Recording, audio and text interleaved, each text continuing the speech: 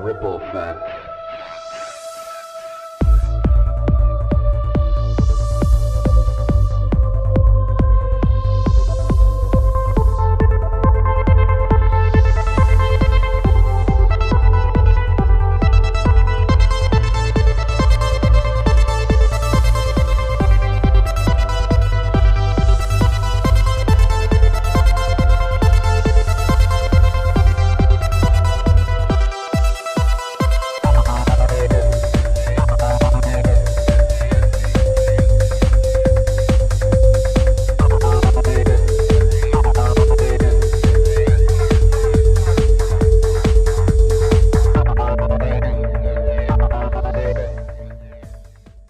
I think we're live finally. Boom. So, Ripple Effect Podcast, thank you so much for joining me. This is my 500th episode.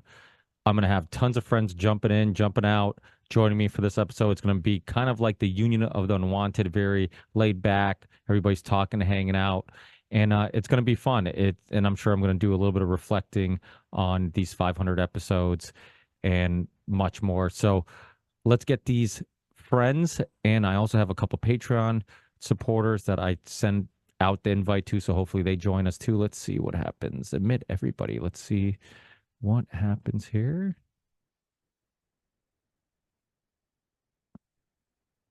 And people are jumping in now.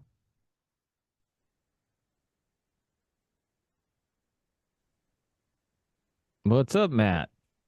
Hey, Ricky. Hey, I'm okay. How you doing? What's up, guys? Congratulations on your 500th show. That's amazing. Yeah, congrats, Ricky. That's incredible. Yeah. Well, I mean, when you listen to like Rogan on a regular basis, it doesn't seem. I mean, he's up to like thousands, but it's. I think the average podcast does like 7 episodes or something like that. So, it definitely pretty wild. And I think one thing that we've all learned talking to so many interesting people throughout the years is the fact that a lot of the difference between the people who make it this far and the ones who don't is that you just never gave up. You know, it's hard work and luck will cross paths eventually, but you have to keep chugging away. Even if you're not ready to start, like just start somewhere, do something, and then hopefully you'll figure it out in the process. So yeah, without a doubt. And looks like we're going to have a great lineup of people joining us. We could talk about everything and anything. Hopefully the lineup's so good we can compete with Putin and Tucker tonight. That's pretty wild, huh? What's everybody's thoughts on that? Anybody have a opinion on good, the bad, the what's your thoughts? More of the show. Just more of the show, man. It's turning up the volume on the weirdness and it's getting fun. So yeah, enjoy it, right? Get the popcorn. Yeah, amazing. Paulie's done a pretty good infographic insofar as like documenting the controlled dialectic of like Tucker and Rogan and a number of people in that sphere of influence and exposure. And it's one of those things where it dissuades further inquiry into the kind of stuff that we talk about firsthand. And then it kind of just pools it within a subsidiary mainstream environment. So it's one of those things where, just like Brandon said, more of the show. That's what's going on. I think that there are certain officials in Washington that would like to go back to what they think of as the glory days of like 2001, 2002, when Putin was offering to have Russia join NATO, and there was this idea, there was this massive voice within the Washington establishment that they could somehow get a U.S.-Russia relationship against China. And Russia was really going along. I mean, the U.S. had pretty much dominated Russia in the 90s, right? They still had the CIA with their special bureau, like special office controlling a big chunk of the Russian military itself. So they had everything that they wanted, but I think they got a little bit overly greedy. And now they're trying to go back in time 18 years ago and reestablish that somehow. And I don't know. That's my take on it. I'm not too sure. And I think Tucker is just sort of being used to somehow put a bit of an off ramp or something, or a bit of a dialogue process, kind of like how Jeffrey Sachs is being deployed as well to do the same thing, but with a different crowd. So nobody thinks that it's anything more than a show, because I'm, it's just to be the devil's advocate. Obviously Tucker got pushed or shoved out of Fox News. He had the highest rated show on the network at the time, and really it was kind of it showed that, you know, because a lot of people saw Fox News as the good guys during COVID because they were at least the least of the evils in mainstream media, because they would have people on like Peter McCullough and others. So I'm curious if like Tucker is either a part of some greater plan and game, or is he really just somebody who says, hey, you know what? Like, I'm going to push back against the mainstream narrative a little bit, and I'm going to give people a perspective that they haven't seen. Maybe the people need to hear Putin's perspective on what's going on in Ukraine. And that's, you know, so does nobody thinks that like maybe there are some good intentions in this at all? Oh no, dude, like you're so spot on when it comes to different people's mindsets and what their respective motivations are isn't really what's in question when you bring to the forefront the idea that it's a show. It isn't that they're controlled, it's that they're convinced of the story that they've been told.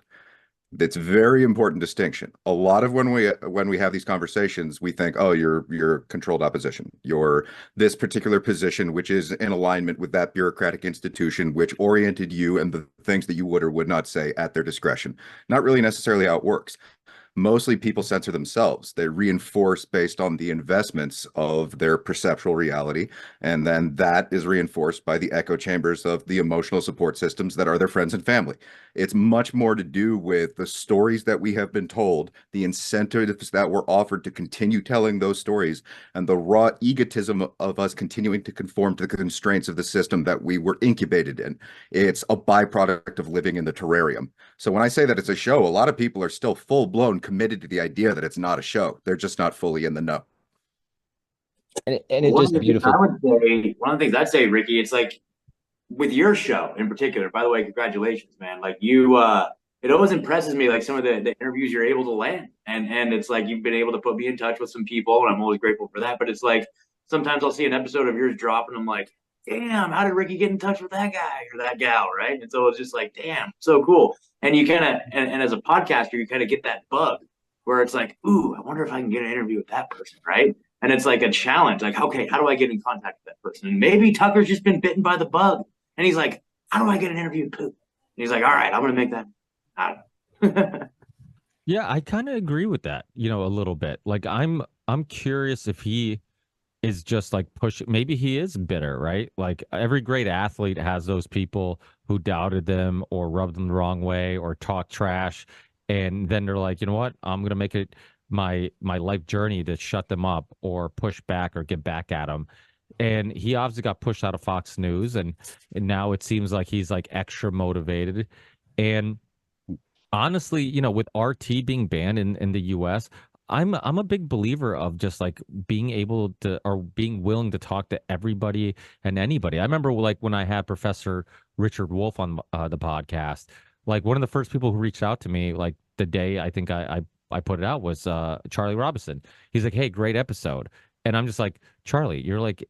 You know, a anarchist, libertarian-ish thinking person. Like, I can't believe that you actually listened to that episode, like, and went out of your way to listen to it the day it dropped. And I think it was just like a reflection of his character. Like, hey, I don't want to just assume I get it or I know his stance. Like, let me also be curious and hear somebody out. And I love people like that. I love shows like that. I think one of the really special things about the Union of the Unwanted is the fact that we do have so many people that come together for a common good, but yet we like there's a lot of disagreements. I mean, we know certain people, like, okay, somebody just said something and you could see somebody else's face and you're like, yeah, you could tell they disagree with it, you know, but everybody's polite because it's like as long as we all focus on the common goal of like, okay, we might not always agree on the solutions, but we definitely agree on what the problems are and who the problem or who's creating the problems. Yeah, I like the fact that Tucker brought him on because, I mean, he was censored from Fox, and Putin, who knows how much he's been censored. We can only imagine. So getting out the real story, quote unquote, but from that perspective, I think is incredibly important. Whether we end up agreeing with him or not, or see something new or not, we have to be allowed to create these spaces where free speech is actually free. And shows like this do that. but it's so rare, even on YouTube and well, not even on YouTube, even on any other alternative platform you can think of, we're still censored. I was on a platform recently where we were talking about vaccine entry, and we were talking about the SV40 contamination in the COVID jabs and how we've known about that for forever and about how it causes cancer. And we were even being removed from quote unquote alternative platforms because they were saying that we were doing, again, misinformation and whatnot. So I think the fact that Tucker is having Putin on is a great idea. I appreciate the fact that he's willing to put himself out there and do that. And who knows, we might learn something new. Well, I agree. I always say the difference between the US and Russia is that we do better PR because we do a good job of selling a conflict and convincing everybody it's for some moral reasons. And Russia just like, you know what? Like, no, you're getting in our territory. It's and all. You got something to say, Steve? Well, what we did was a great job in removing skin in the game from the average American when it comes to military service. It's been 50 plus years since, anybody with kids has had to worry about their son or now their daughter getting drafted. It's been 50 years since anybody growing up and going through this country has had to worry about that. So we've fetishized the people who have been military service members. It's thank you for your service, and then you've said your obligation, you've done your duty, and that's it. And that's how we've done war for a half a century now, and it's become more and more and more impersonal. So it doesn't matter that the vast majority of the country has war fatigue and has had it for a very, very long time. That doesn't matter. Just like it, okay, I can't believe that it's 2024 and I'm going to explain how a counter narrative management operation works. Okay, because there's a narrative management operation that we can all see, and everybody knows that Joe Biden is a doddering, demented fool, and that there's going to have to be some kind of thing. Everybody knows that Donald Trump is, the bad guy, but he's also the guy who gave you Operation Warp Speed. Look for that to become a huge talking point in the Democratic run media going forward, because they really need to make sure that that Republican base is fighting super hard over the jibby jab going into the 2024 election. So as all of this information is coming out, kicking a giant hole in that COVID narrative, you've seen a whole group of people get elevated, worship a genocide, and while they're doing that, they are forming the allowable parameters for conversation going forward in the new alternative media. That's the counter narrative operation. There's mainstream narrative, new mainstream narrative, counter narrative. Tucker Carlson, Alex Jones, Elon Musk, all of those people represent the new mainstream media. I've been saying this for 4 or 5 years now, and holy crap, is it wild? It's like kind of sort of starting to, like I saw the chart that Tease was talking about, the Poly made. Fantastic. It's going to take another 5 years before people start to pick up on it, but holy crap, let's start to pick up on it. Yeah, spot on, Steve. Love you. Thank you. Great commentary. What was the chart? So specifically. So really what it is it's you have to understand that, so the whole Lenin idea that control the opposition, will lead them ourselves. It's really just they're creating these various different emotional kind of pools that then suck us into them, and we invest in them so much that if we betray that, either we feel like fools or we get shamed by all the other people who are sucked into those pools. So it's a pool party. We're all hanging out at these decrepit pool parties. There's way too much chlorine in there. Some of them are nothing but piss. I'm going to allude to Tim Pool for that pool. And I wouldn't recommend swimming in what he's been diving in. And that's a problem that we got. And it's one of those things where the chart, if you check out Amazing Polly, she does sometimes great work, sometimes I quarrel with it, but that's kind of the nature of the community. We all have our opinions and the various different contentions that we make. I've also posted a video on my Twitter recently that goes into a kid who wound up dead for exposing how Rogan is basically just a controlled up. And that's one of those things Matthew where North. Yeah. And so the more you dig into this kind of stuff, the more it kind of just reveals the sophistication of the narrative management that we ourselves are ill prepared to really step up to the bat for, because to a certain extent, all of us in one way or another, in one issue or another, have kind of been sucked into those pools. And that's a dirty feeling. And that's kind of where we're at. Welcome to career suicide with T. Snyder. There you go. I gotta push back on Paulie a little bit, because like somehow like Foster Colson and the Wellness Company, because he's bought Vigilant News Network, like he's on that list, they're on that list. And by extension, because we're us and Injected are partnered with the Wellness Company, like we're getting called out for like, I'm like, bro, it's like Thank you. no, I was completely off base, dude. Like, what the hell are you talking? say that. I mean, you could I'm sure I've had people on this podcast that are linked to really shitty people, and you could probably put together a pretty good video of, Yeah, hey, look, Ricky's linked to this guy, friends with that guy, I know exactly. connecting all these dots.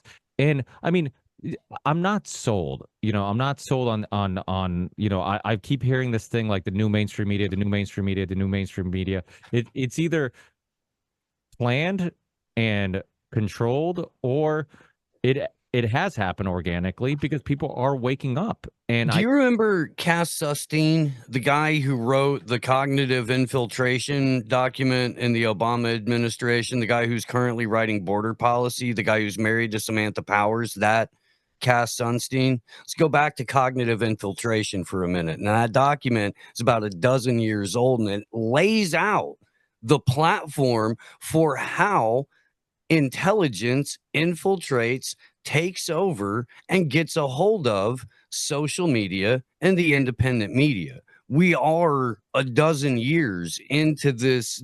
Look at it in the same general time frame as the Smith Modernization Act, something we've all talked about, reported on, I think, over the years quite a bit.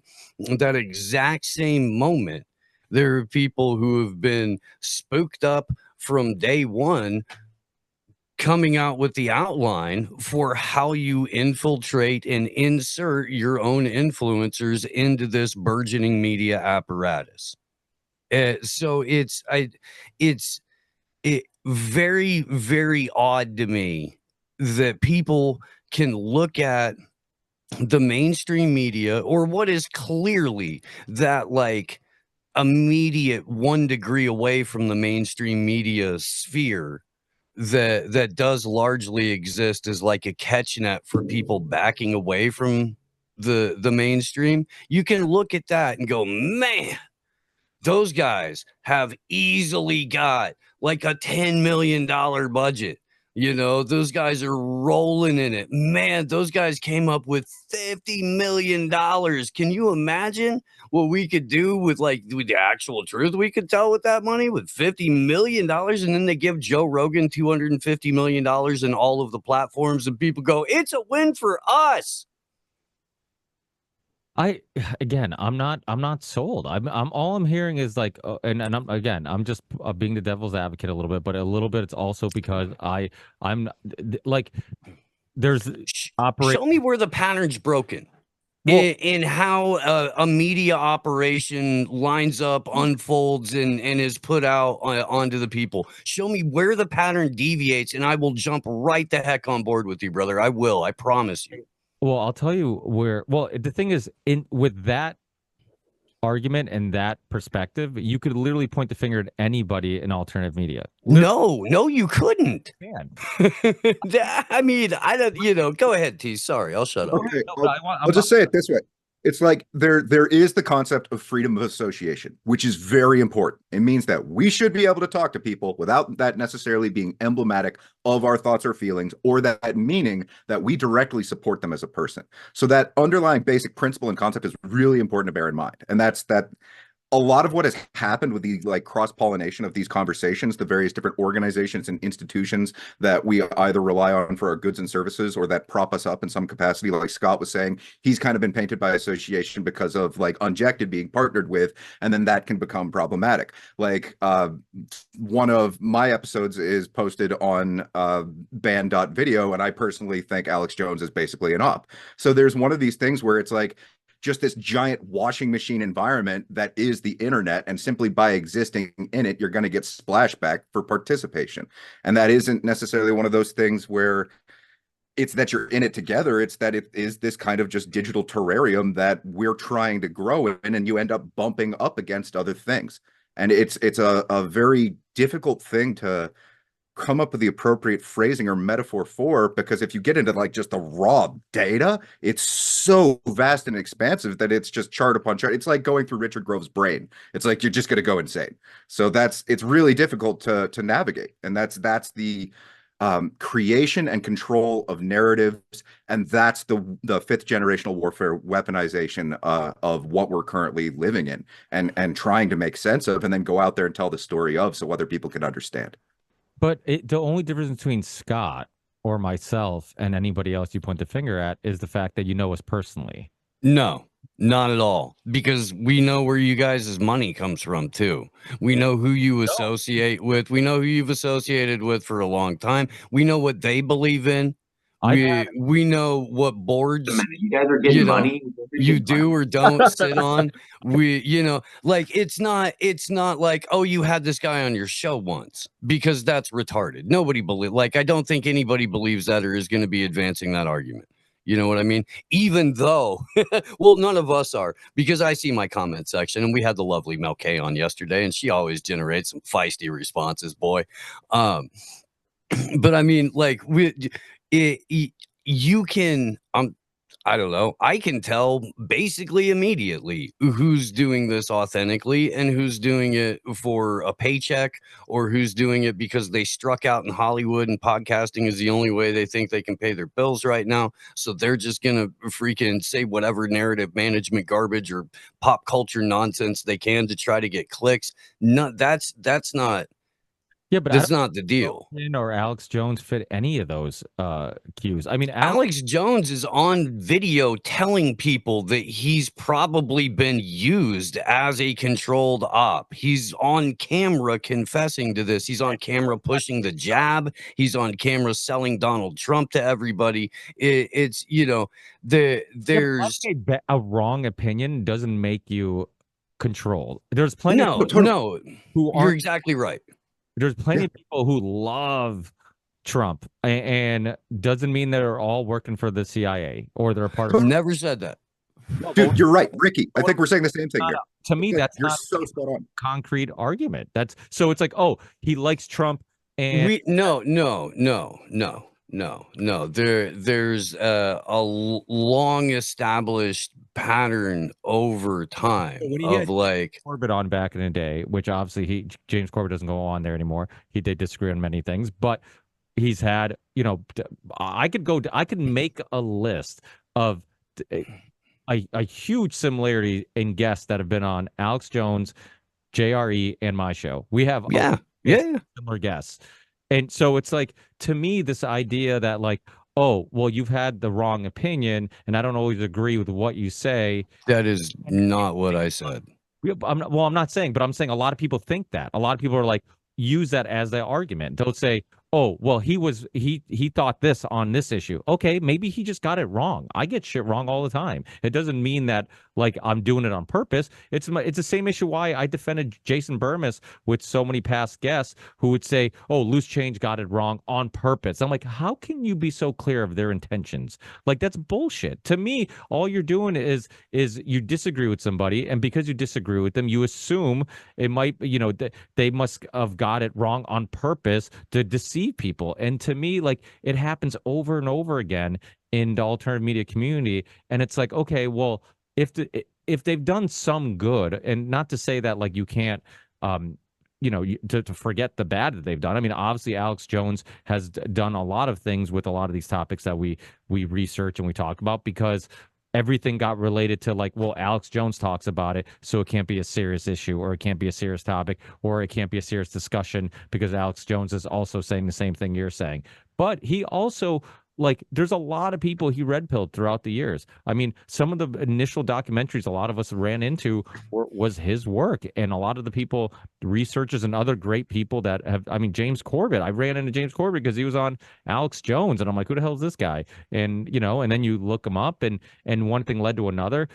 Joe Rogan, like if their plan was to use Joe Rogan to what, like go against the grain so hard that he almost changed the path of history. I mean, his Peter McCullough show, his Robert Malone show, his Brett Weinstein show, his Robert Kennedy Jr. show, his all these shows literally are changing the way people look at the issues that they discuss. And so to me, it's like if you're controlling it, what are you doing? You're trying to wake people up to these issues so Yes. much to, I mean, what's plan B? Like, what's the next step?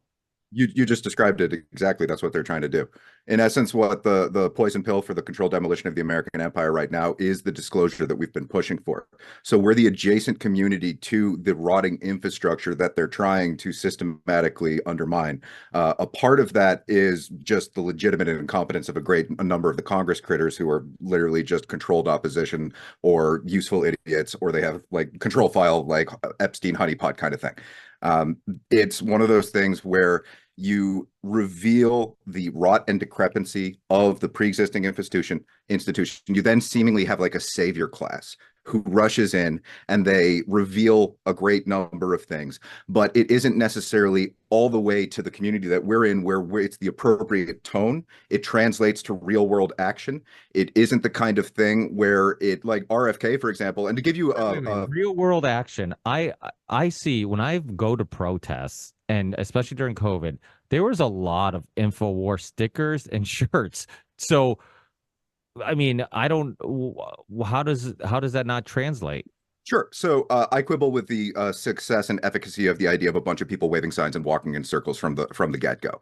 In my own personal protest experience, it isn't necessarily accessible, and I'll continue with that in 1 second. But to give you an example of a presentation that succinctly encapsulates the idea, you could look at Dr. Shiva and his presentation going into the swarm, the not so obvious establishment. It's a kind of like a subsidiary pool of people who are ushered in as we come to understand how bad the original version was, and then we're supposed to give them our trust and allegiance so that they can usher us forward with the firsthand action that we then observe through the bumper stickers that are present in a variety of different protests. But hey, fellow patriot, are you waking up? Here, you look like you smoke a little weed. Here's Jimmy Savile's buddy Russell Brand. Does that help? Are you good? Are you good with that? Can you, or do you prefer it with one of Epstein's buddies? Is it because we got it however you want? It's dial a savior now. I'm just curious. Besides, like, what hard evidence do you guys have on Russell Brand? Because I'd love to hear it. Aside from like the constant tongue baths of Jimmy Savile while he's working for BBC4. And like all of the separate different allegations that surround Russell Brand's particular tenure at BBC4, I don't know anybody that's personally been in the room. No, I do not. No, I do not. In the room. I mean, what has somebody said they saw something for 25 years? And ask anybody who's been in entertainment in the UK for the last 25 years. There's NDA. But this is what happens. What do you know about Russell? Like you're saying he's guilty by association, basically. And if you're not saying that, then what are you saying? Because he's again like there's been an established pattern in entertainment over a very, very, very long time. Evidence. I'm talking about again. If you talk to people in UK entertainment, there are people that will talk about the massive amount of NDAs that surround Russell Brand and all of the allegations of everything from like assault to trafficking, kind of like what Vince McMahon is going through now.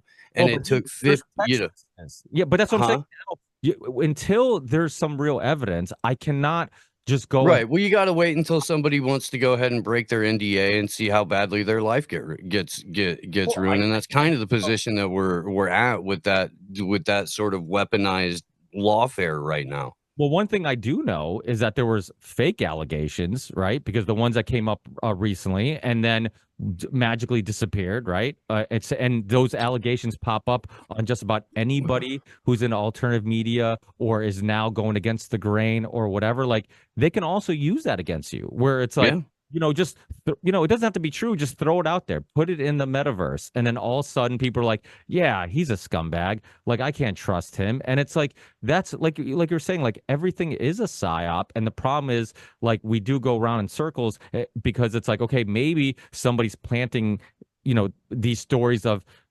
non-disclosure agreements and all whatnot for the purpose of making people skeptical of them, or maybe they do exist. But that's why I reserve my opinion until there's something of concrete, because I would hate to be in that position where it's like, hey, I'm interviewing all the right people. I'm like putting my neck on the line to interview people. I'm sparking conversations in a world of mainstream normies, because a lot of people who know Russell Brand aren't people who are like, hey, I want to learn about Big Pharma. They're just like, hey, I think he's funny. I liked his stand-up. Let me subscribe to his YouTube channel or his Rumble channel. And now I'm getting some information that's actually good. Like you got Ed Dowd on his show, or whoever it is that is actually sharing some good information.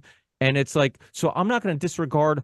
So this is the way I look at it. There's stuff I can see that I know for a fact. He's sharing information that we would share. He's interviewing people we would interview. He's red pilling people that we would hope to red pill. Okay. And then there's the stuff we can't see that there's no real evidence of.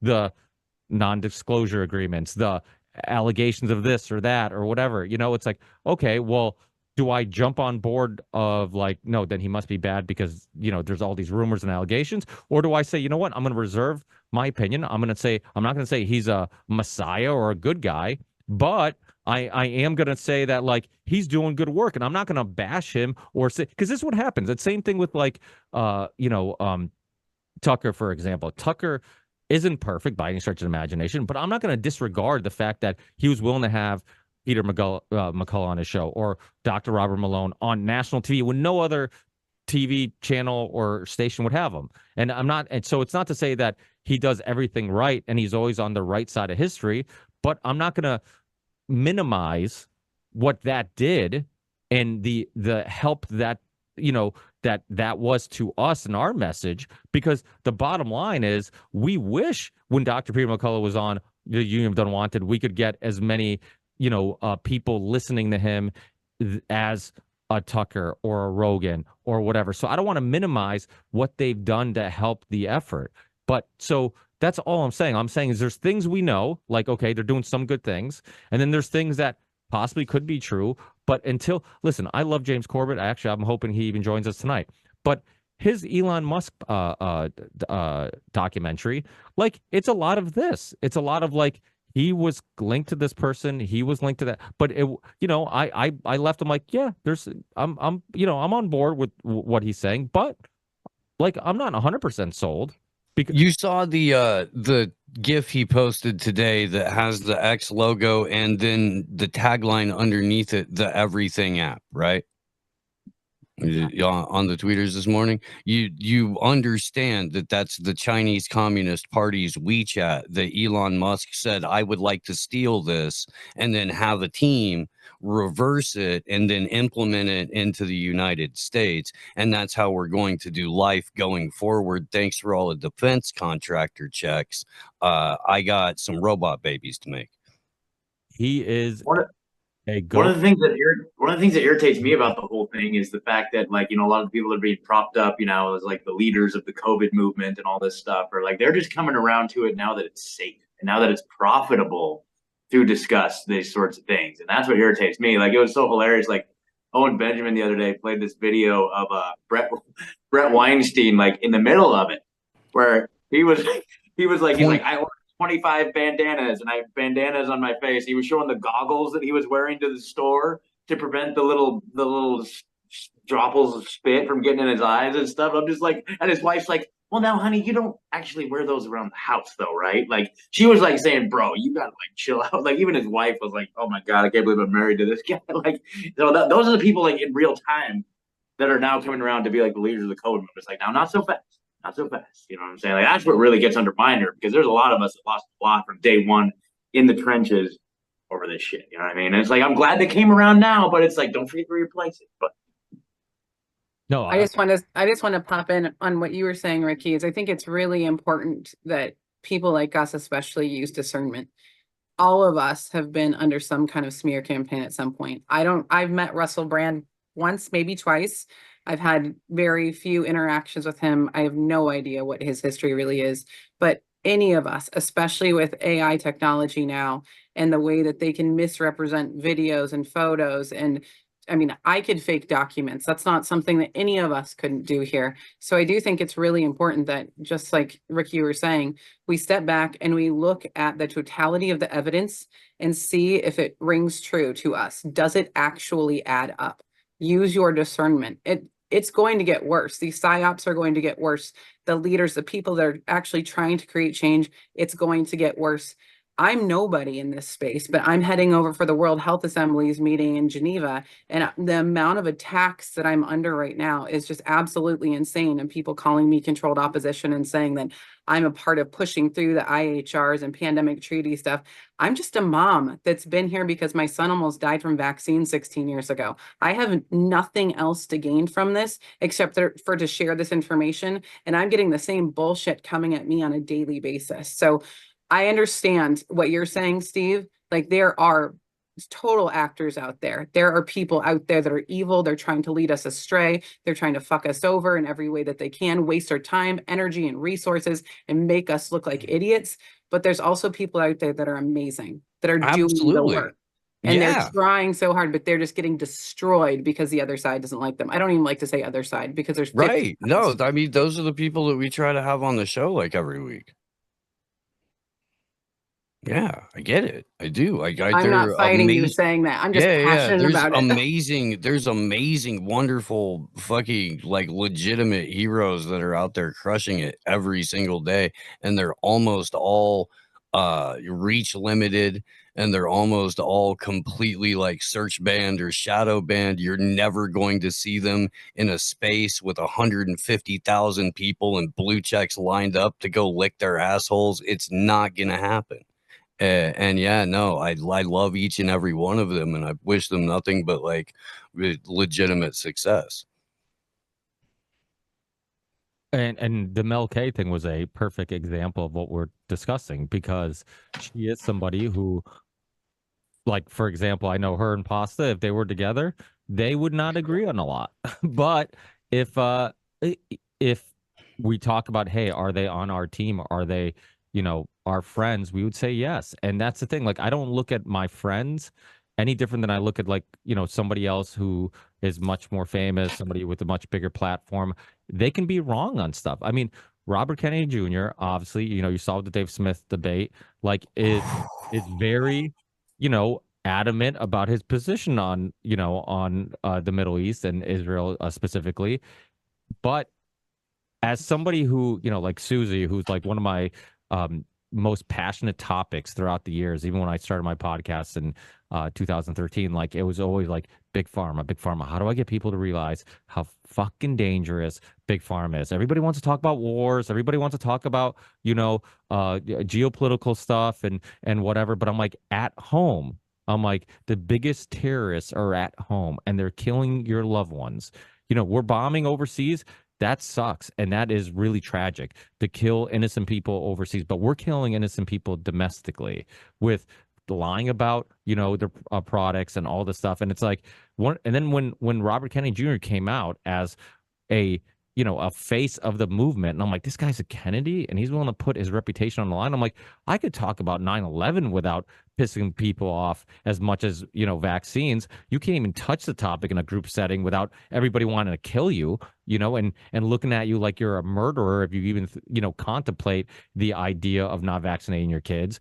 And, so I can't forget that, in all the years of him, doing, helping that movement and putting a respectable person that seems, doesn't seem, that isn't Alex Jones, as a face of the topic. He seemed reasonable. He had science. He knows the history. He knows the research. And to me, it's like, okay, now, you know, a lot of people in the alternative media community disagree with him on his geopolitical stance. And now everybody's like, he's this, he's that, he's this. I'm like, okay, I get it. Like, he's wrong on this issue.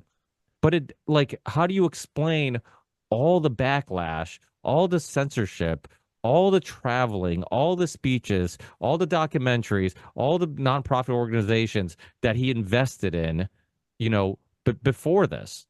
And then you're willing to throw that all out the window because this one topic? Like, I'm just not willing to do that. But I see a lot of people that are. Because it isn't all the way. This is really about, we're coming from like an institutionalized slave system that we were all born in, that's designed to entrain us from cradle to the grave. And now they're disbanding the previous infrastructure to give us a kind of like bastardized transformer that makes us feel like the cool kids because we're out there waving it around and showing off what we got. It's not all the way.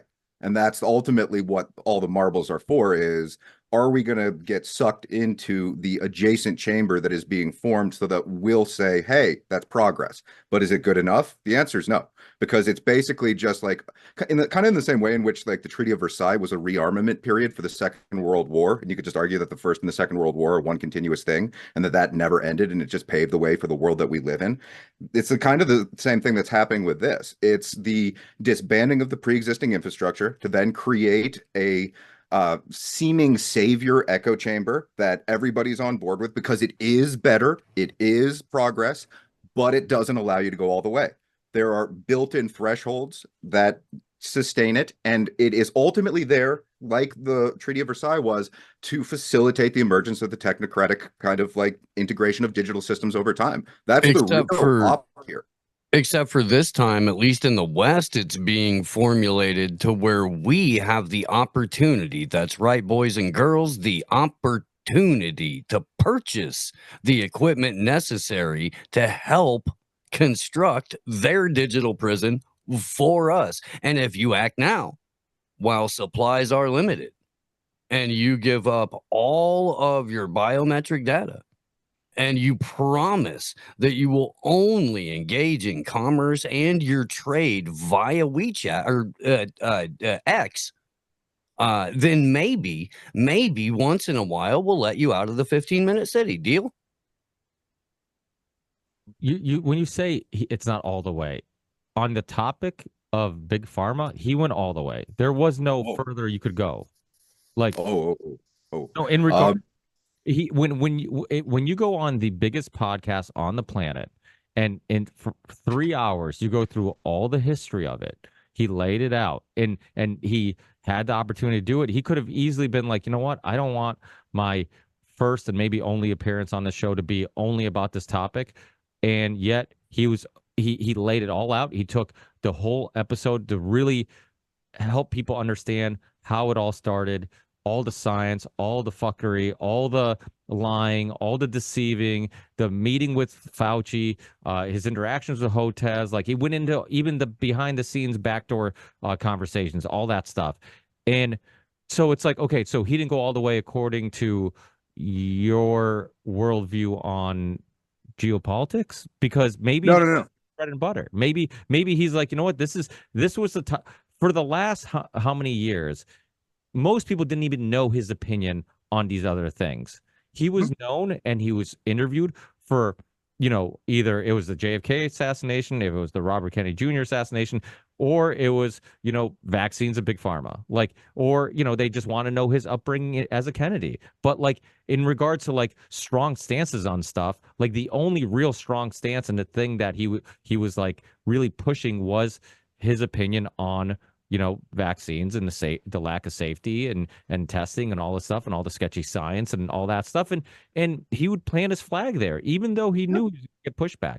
So is it possible that he could just be incredible? I mean, it's no different than Alex Jones. People are always like, Alex Jones, and it's true. Like, for a long time, he would have just this echo chamber of Israel, apologist and all, you know, and then, you know, recently, and I honestly don't watch a whole lot of Alex Jones, but these debates would pop up, and I would run into them with him having somebody on, and he would do long form discussions, do like 3 hours, have a guest on that disagrees with him, and they would debate it. And I'm like, that's exactly what you should do.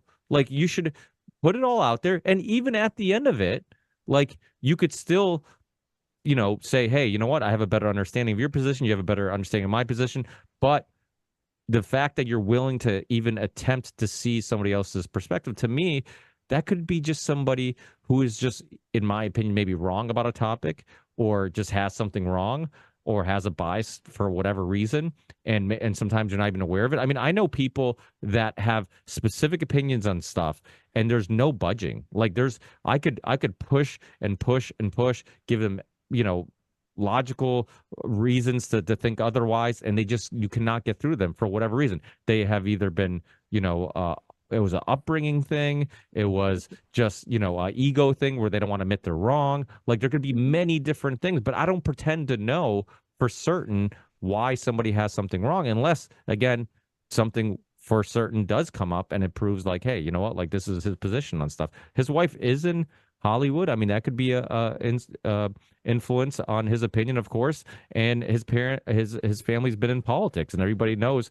how much influence Israel has had on American politics.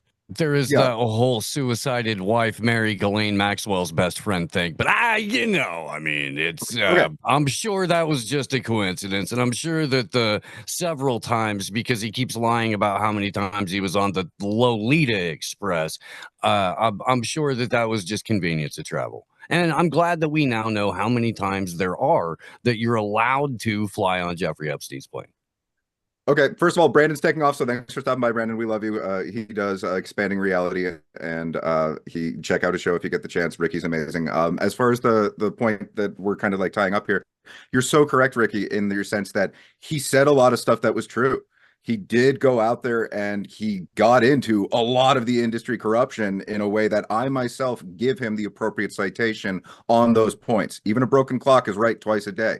It's one of those things where when I say going all the way, that's something that is uncomfortably far away from where we are right now across the board. That would be a non-materialist framework of assessment that steps outside of the bureaucratic institutions that have consolidated our viewpoint to be in line with how they retain their monopoly. So all the way is very far away from anyone who continues to view the world through the lens that they were born into.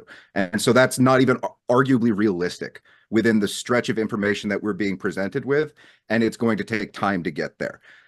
The dawdling and the idling in the intermediary stages is the controlled opposition that we're alluding to. And that's very difficult because this is like a 50-year time frame of migrating out of the machine without becoming the machine ourselves. And that's very difficult to do as people. Can I add one little thought?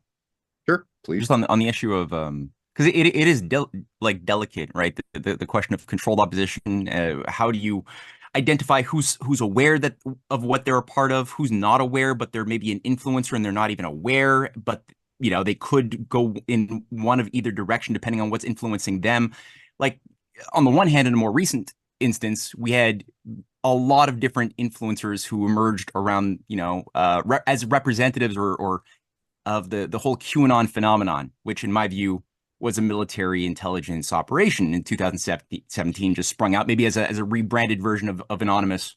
That was like, there were some additions to it, and some people were very genuine. There were a lot of people who were very genuine, authentic people, and then there were a few who you're like, what you're a part of. So Simon Parks, for example, or what's his name? Parks something? Oh shit. Anyway. There's one guy who believes that he's like he really does seem to believe that his mother was an alien, and he's somehow receiving as a channeler information from these aliens. He sounds nuts, and I think that he believes what he's saying, but he was passing on information he was getting from a telephone that some shadowy figures would tell him about what QAnon's doing in the white hats, and he would pass it on, and he had a huge following. Not Simon Parks was anyway. Then you have other figures who are like a lot more complicit, I would say, in influencing the entire QAnon apparatus. Steve Pietzenuk, that's who I was thinking of. This guy, Steve Pietzenuk, is a former assistant secretary of state under Henry Kissinger, as well as Cyrus Vance. and then and was a trilateral, and went to Bohemian Grove, and was all the first, like, sociologist, psychiatrist in the 1960s, before he did all of these things in the 70s. And then he goes on and becomes like Alex Jones's big trophy insider, who starts like telling him back in 2008 how to interpret the world and how to interpret like school shootings, which Alex Jones just starts like believing is true, which sets this guy up for a huge fail. And and we saw how Alex Jones was just completely like taken through the mud based on things that he said in regards to a certain shooting. And the source was Pietsnook. Now Pietsnook is, from the get-go, even before there was QAnon, this guy was already doing these QAnon-y type drops and has been there since from the get-go, acting like he's some sort of an authority. And I would say somebody like that is probably very, very self-aware of what they're a part of, and I wouldn't trust them as far as I could throw them. Whereas certain other people, they just don't know. And the last thing I was just thinking about was the first person who did the biggest expose on the Federal Reserve was this guy, George Sylvester Verrake, in 1932. And George Sylvester Verrake was an Aleister Crowley compatriot. They were both working for occult networks of German intelligence in America during World War I and World War II. Aleister Crowley was like the editor of his magazine, doing what, was apparently like providing information to organize a pro German grouping inside of America, which was at the time still neutral before the U.S. entered. And this guy Verrake, he's a practicing occultist. He's tied up to the Ordo Templi Orientis, which has all these branch offs like the Scientology, movement around Hubbard, who's a follower of Crowley. And he writes all of a sudden in 32 how the Federal Reserve is this bankers conspiracy run by the architects of the Protocols of Zion as a Jewish bankers operation inside of America to take over America using Freemasonic conspiracies. And people like Henry Ford believe this stuff. And there's a lot of truth. That's why it works, is because there's a lot of truth in what they're saying, but it's where they redirect the causal nexus within the narrative to deflect it away from what people should have been looking at as the heart of this shadow empire, and they redirect it towards like the hate absorber, the protocol authors of the Jews. It's all the Jews, and then this guy goes and trains like Eustace Mullins, who's like a follower of Verrake, and George Freeman and David Irving, and all of these guys are all now taking a lot of truth that's outside of the mainstream. They're like, in the 50s and the 60s, they're like shapers of the conspiracy, narrative, that space that we're all sort of like moving in. But it's the environment, the ecosystem that they created has certain trappings, certain assumptions that a lot of people who are moving within the space don't even know of. Claire Chenot is part of the Flying Tigers operation, bringing in all the drugs and narcotics, from Asia into North America. And you got John Birch is one of his disciples, who creates, the whole John Birch Society is built up around something that was tied to high-level Masonic occult operations, bringing in the drug culture with the mafia, after World War II. And this is what Alex Jones's uncle was a huge follower of, who Alex Jones described influenced him a lot growing up, is the John Birch Society literature. He had the head of the John Birch Society come onto a show. Does Alex Jones understand all of these things? No, I think he's got huge blind spots, but that makes him, against maybe his own desires, to be to put out things that will hurt people in a certain direction, even if he doesn't want to do that. And then you got people who do want to do that, who also act like, they're conspiracy gurus, and that's more dangerous. Yeah, well put. I agree. As far as just Super like, fair. yeah. Miriam, you want to jump in? And thanks for joining us, of course. Thank you for having me. Hello. Happy New Year, everyone. Happy That's New Year. very well said, Matt. It's very nuanced. We're in essence talking about the not so obvious establishment. And I think it's very important to relay that a lot of people say 80% truth, but they're omitting things and they're not saying the full truth. And in this like this election year, now there's like an induction of what Amazing Polly is calling the new great narrative gatekeepers, and it's what I've been using Shiva's term of the not so obvious establishment, which is really Tavistock. You know, it goes back to incrementalism, it goes back to infiltration. Absolutely, some people don't know that they're being co-opted or being used or controlled opposition. Perhaps, you know, maybe some of us have been, you know, we've said incorrect information. The difference is we'll correct ourselves. And I think also looking at if they come from the establishment, there's still this underpinning of indoctrination that's going on. And I will use the George Floyd as an example. So you have, you know, an award-winning filmmaker, comes out with a film that doesn't fit the left or right dialectic. Oh, a year later, in response, we have this film, partly in response, I think, to my movie, because the first 10 minutes is like watching my movie, except it's not. And I'm not married to the lieutenant, the Trump-leaning lieutenant. I'm not part of the establishment. She's an Emmy award-winning journalist. And so that indicates being part of still the establishment. I'm not a chick off the street. I have an award-winning film. And yet the film is, I'm not taking it personally. It's more because the content doesn't fit the left-right narrative.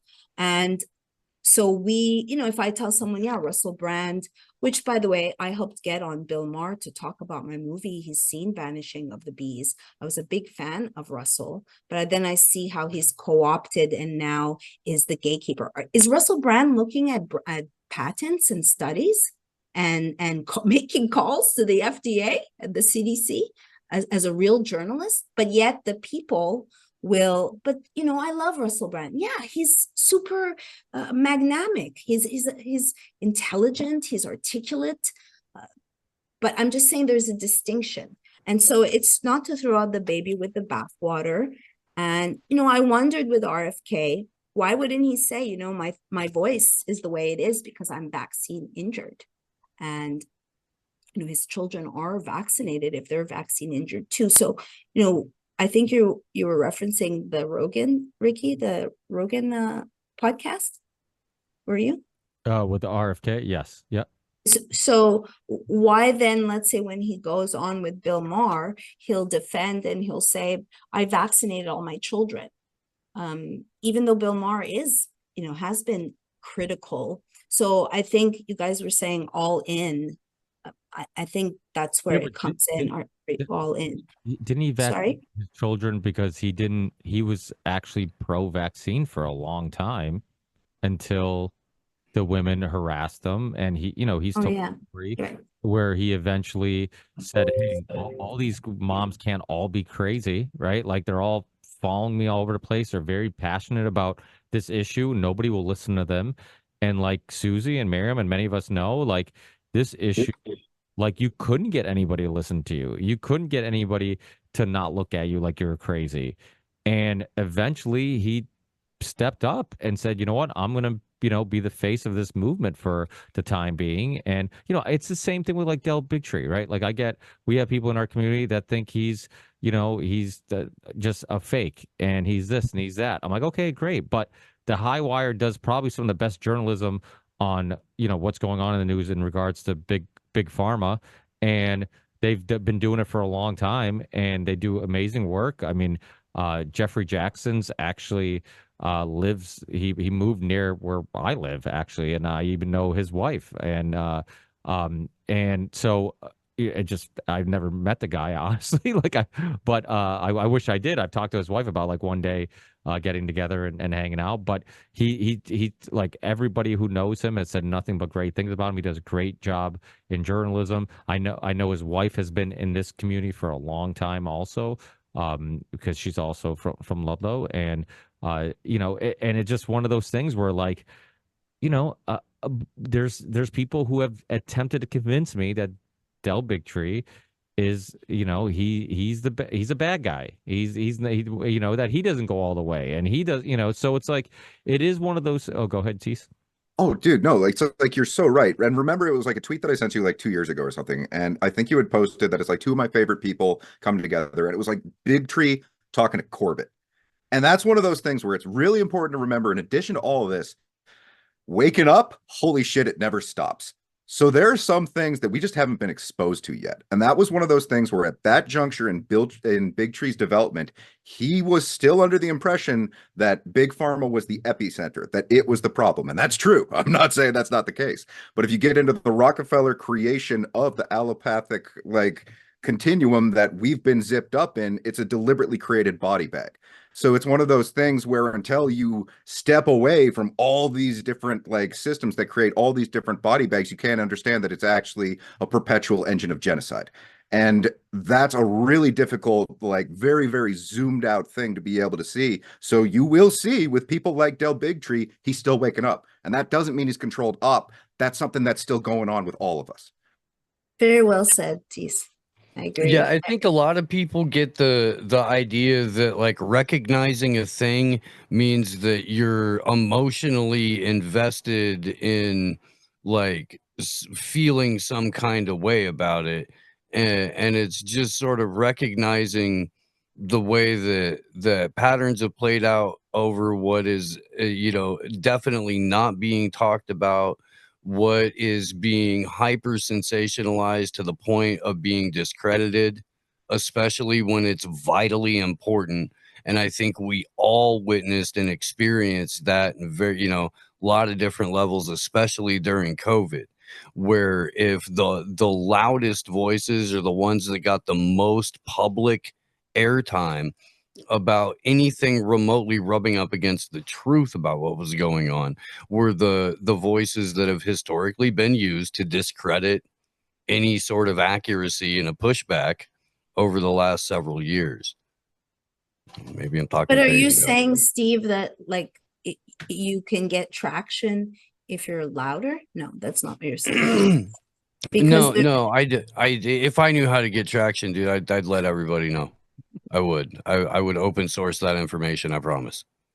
Well, you can get traction. I mean, go. This is where like censorship. Why I constantly say it's so hard to do what we do because of censorship. Because you can go like how to manipulate the algorithms. Like there's hundreds that thousands of YouTubers that understand like okay, what do they call it? ASQ, right? Like answer a specific question. Like you just put a video out, right? Like there's videos out there that something really simple, like how to drill into a wall.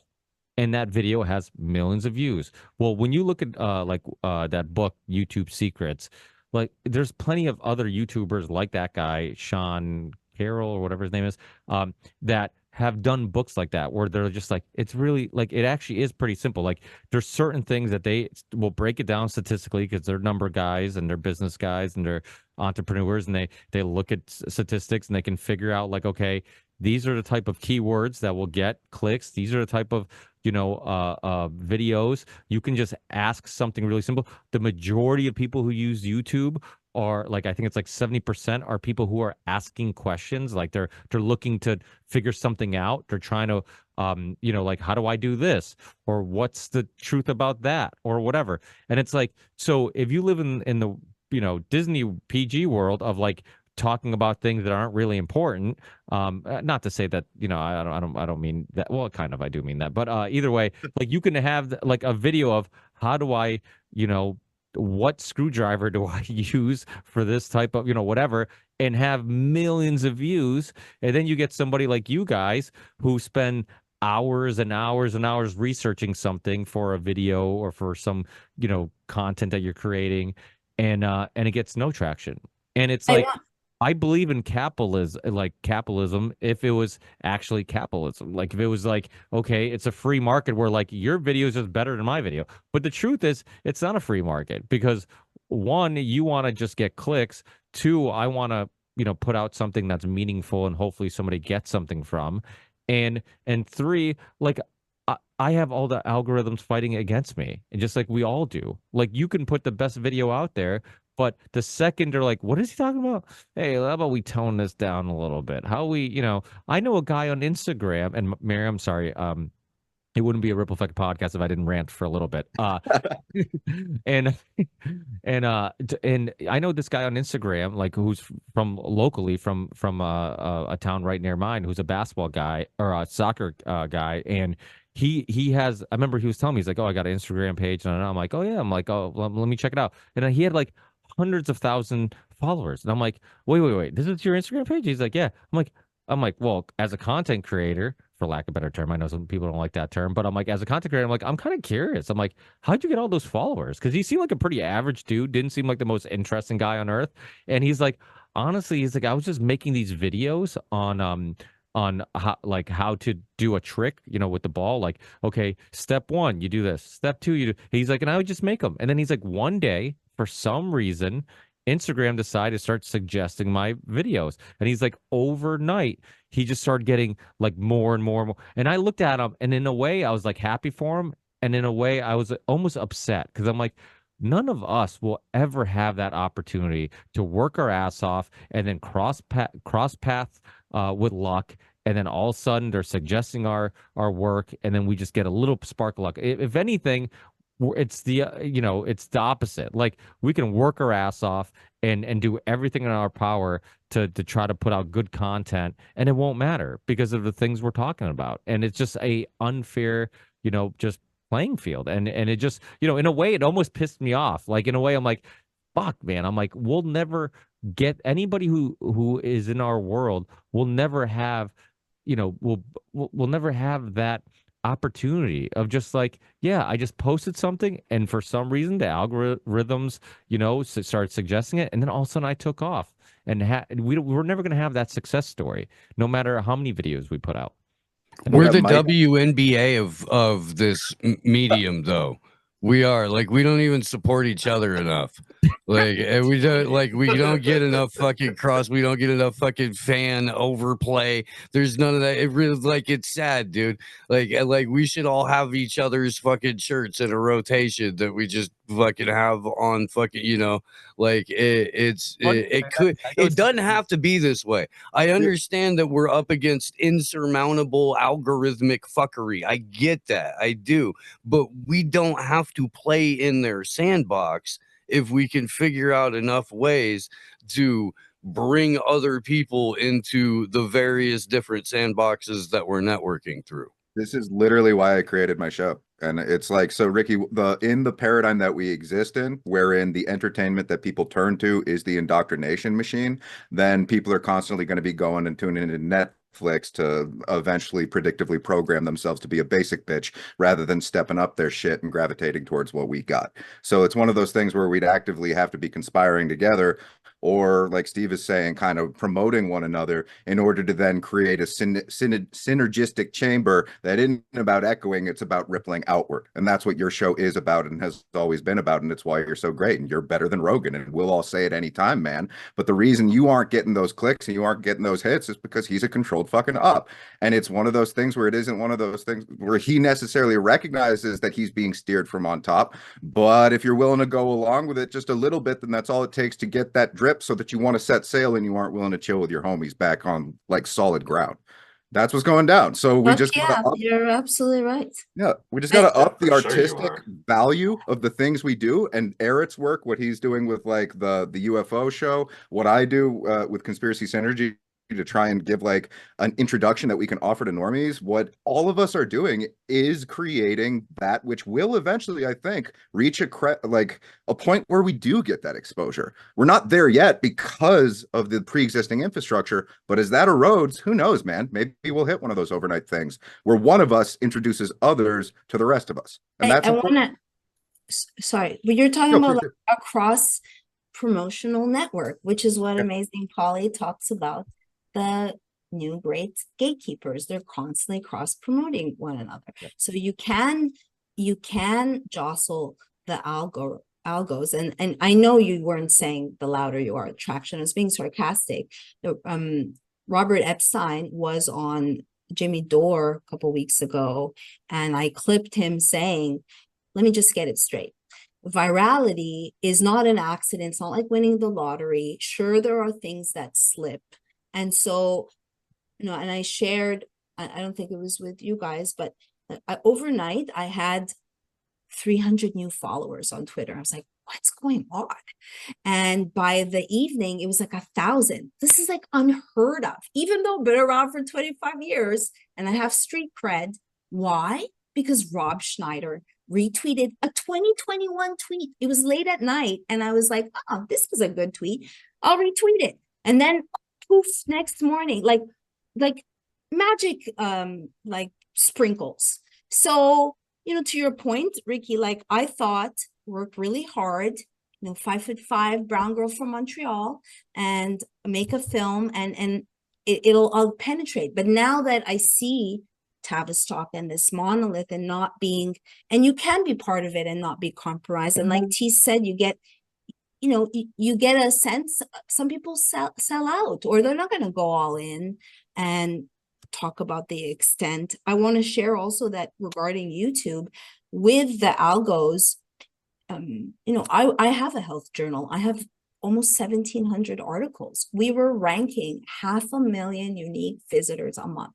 I was making $3,000 a day after building a company, 4 years.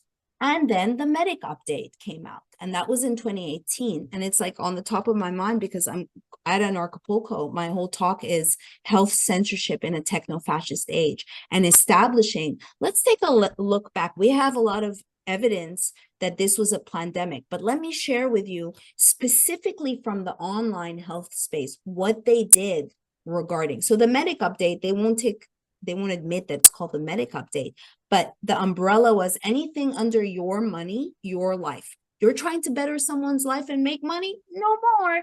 You're going to be deranked. Overnight, 30% deranked. So if you're, benign step like how to videos, you could still work with the algorithms. But if you were actually at least in the realms of truth or in the realms of health, I'll share one more thing as an aside. In 2018, I was writing for a site called Care2, and they had a healthy living causes section, and thousands and thousands of articles of health, alternative health. You could sign up. It was a great gig, get paid, pitch stories.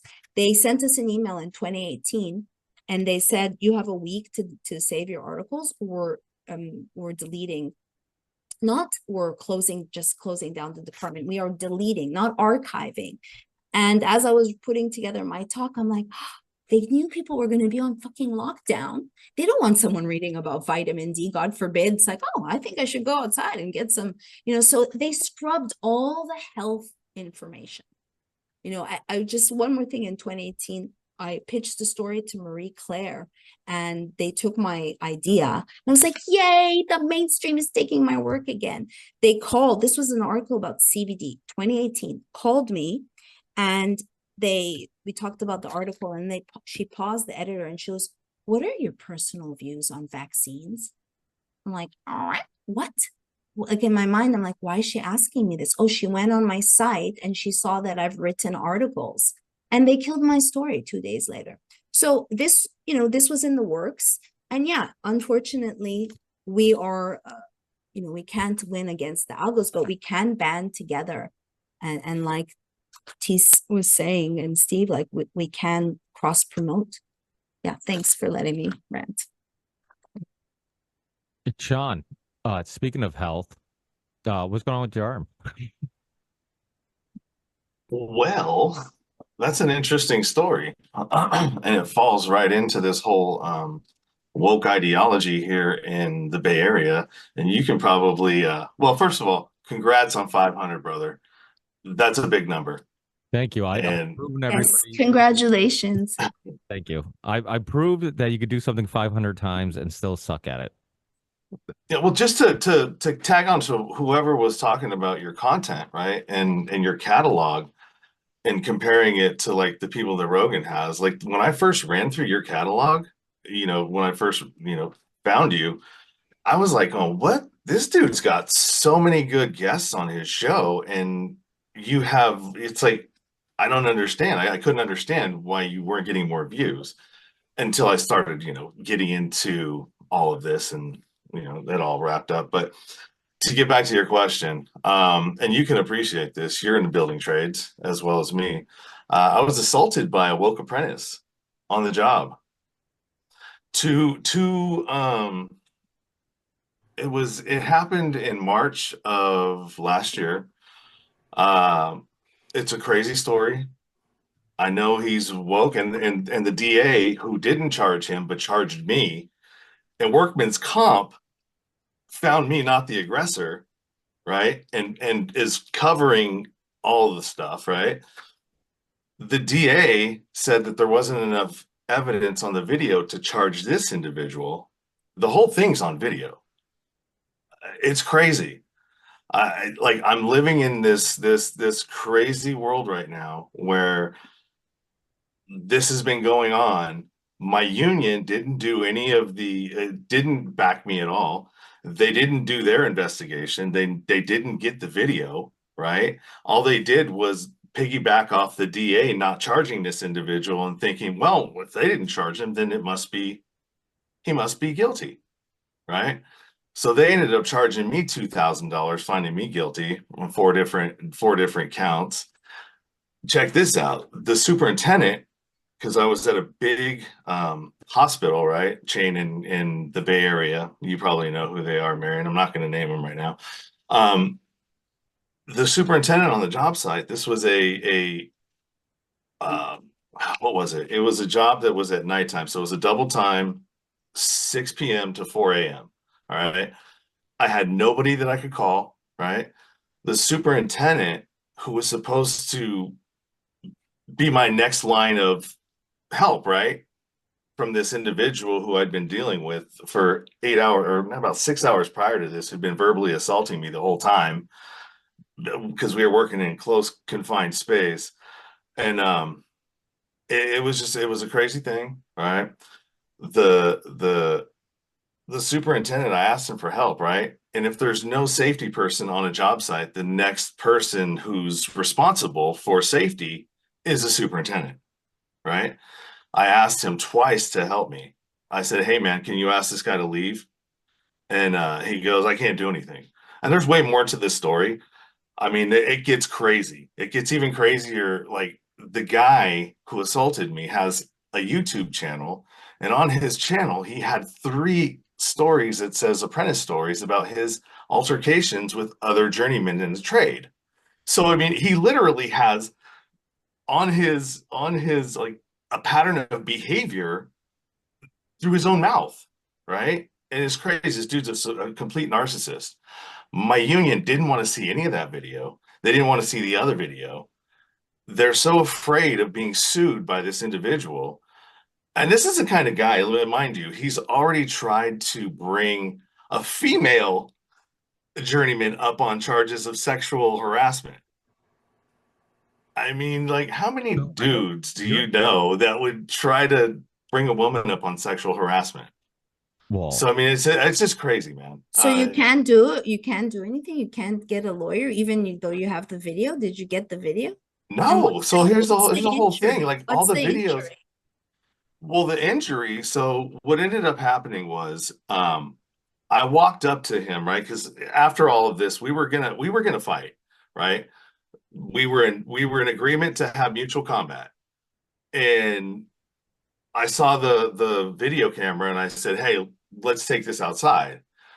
And so as we were both walking out, the superintendent pops out of somewhere, and he's like, "Hey, man, what are you guys doing?" Because I guess he had heard us like arguing a little bit, and so he's like, "Hey, where are you going?" And the dude goes, "I'm about to go outside and whoop this dude's ass." And he goes, "Oh, no, you can't do that. Don't do that." So he intervened there to stop us from going, right? In that moment that he did that, I had a moment of clarity, and I was like, oh, I'm supposed to be this responsible person here. I can't be going out and fighting, right? I'm the journeyman. And so I changed my mind, and I said, you know what? You need to leave, and we're not going to be able to go. I'm not getting up in the ceiling with you again. So, you need to leave. And so I asked the superintendent, I said, can you have him leave? And he said, well, I can't do that. now was it actually? Why are you here? You know what I mean? What are you doing here? Like, are you he selectively? just potentially broke up a fight and Yes. then turns around moments later and says, I cannot have the guy who I just stopped from engaging in fisticuffs leave the building. That's I was at the It gets trades better. was It in the gets trades in better. Santa Cruz County for 20 years. So, Dude, I it mean, I gets understand the mentality. it gets better. So even after that, right? I asked him, "Hey, can you tell him to leave?" No, he's running around, screaming, yelling, woo, woo, woo, woo. He's gathering all of his stuff to what I think he's going to leave. Right? He gets down to the end of the hallway. He stops and he starts recording me, and he's talking all kinds of whatever again, right? Trying to instigate, calling me all kinds of names. You know what they do. And I was like, all right, well, I need some evidence so I can show this behavior to my boss, right? Because this is 1:30 in the morning and nobody's awake. I don't have anybody that I can call. This guy is not helping me. He's not calling security. So as I'm walking down, videotaping this guy and asking him, "Hey man, you need to leave. I've asked you to leave. We're not going to work together, so you need to go." As soon as I got close to him, he slaps my hand and the phone, right? It's all on video. And I go to grab my stuff and I turn around trying to bring some distance away from us. And mind you, right after he did that, he said, "Shit's about to get real now, motherfucker." So to me, that's like, dude, you're trying to instigate this further than it needs to go. So I picked up my phone and I'm trying to create some distance between us. I go and look because the superintendent's sitting there with his back turned on his phone scrolling. You can see it as I'm walking past him in my phone. What was his deal with you? Like you said he was woke. Like why did he have such issue with you? Was it because you He peed? was just an he no, he's an angry, That was it. aggressive black male. Straight up. All right. And I know he's woke because I worked with him for 2 weeks prior to this incident. And he was constantly engaged in 400 years, you know what I mean? So does he make money in all the other YouTube incidents? Is he collecting money every time he fucks someone up with his woke Well, mentality? no, it's not. He just explained the incidents, right? And so these videos, which by he took them down. All right. So he took these damn things down. I screen recorded them, so I still have them. But it goes even further. So when he slaps it, I try to get some distance between us. I go and I look to the guy, right, to the superintendent. I said, "Dude, he just assaulted me. You've seen this, right?" And I said, "Can you do something now? Can you ask him to leave? Can you get security? Can you do something?" And he's like, "No, I can't do anything." So at this point, I walk past him and I'm like, "What do I do? I don't know where the security office is. I don't know. I know I'm in a hospital and I know there's that, but I don't know anything, right?" So, anyways, he's stalking me now behind me.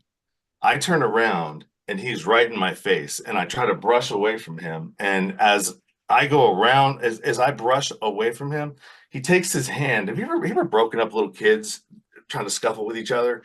And one of them will always try and like hit the other one's face or something on the breakup. Well, that's what he tried to do. He tried to like backhand me with his hand. And at that point, I was like, dude, I hit him. I felt like I had no other choice but to defend myself because nobody else was coming to my thing. So I ended up hitting him. And when I went to grab him and like throw him against the wall, I slipped. My head ended up in his chest and he proceeded to beat the back of my head 10 times with his phone. So he used a weapon. All right. This sounds like a Dave Chappelle skit. Like Dude, I can almost it was crazy, man. And that's not even one it. power. So Remember when he was the blind KKK guy? No, nobody. That was hilarious. because he was using his phone and not his fist, if he'd been using his fist, it wouldn't have hurt, right? It wouldn't have hurt that much. I might have been able to wrestle him away. But instead, I was trying to like get some leverage to like throw him off of me. And when I went to do that, I dislocated my knee. When I went to pivot, we both fall backwards. My shoulder dislocates and I'm laying there. He's getting ready to ground and pound me. And I wrap him up and lock his arms to my side. And in doing that, I tore my rotator cuff, tore my bicep. I tried to get up. Well, he gets up when I realize I'm bleeding out of the back of my head profusely, right? He gets off of me. And I'm like, I try to get up. I don't realize that my knee's dislocated. It flies out from underneath me. I fall backwards. I see the pile of blood behind me.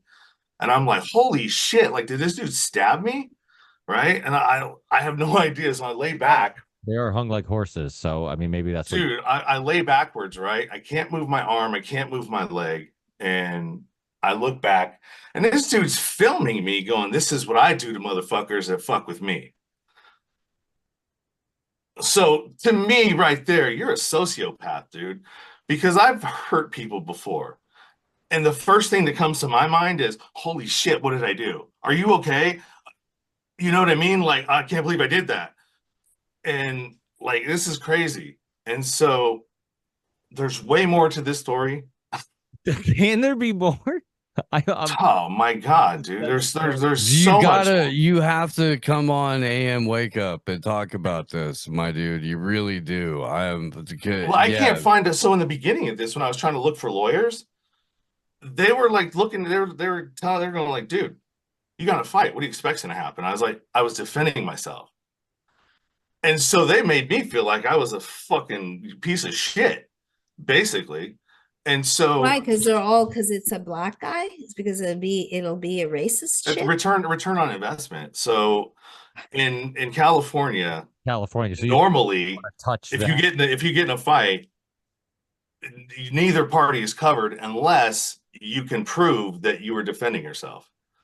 And so workman's comp took like 90 days to do this whole thing, right? To do the investigation. And like I was going through like, okay, I guess I'm on my own, right? I was going through my own insurance, all my own things, and I had the surgery date. Workman's comp calls me and says, hey man, we investigated your claim and we deemed that you were not the aggressor. And because of the video where he slaps the phone out of my hand.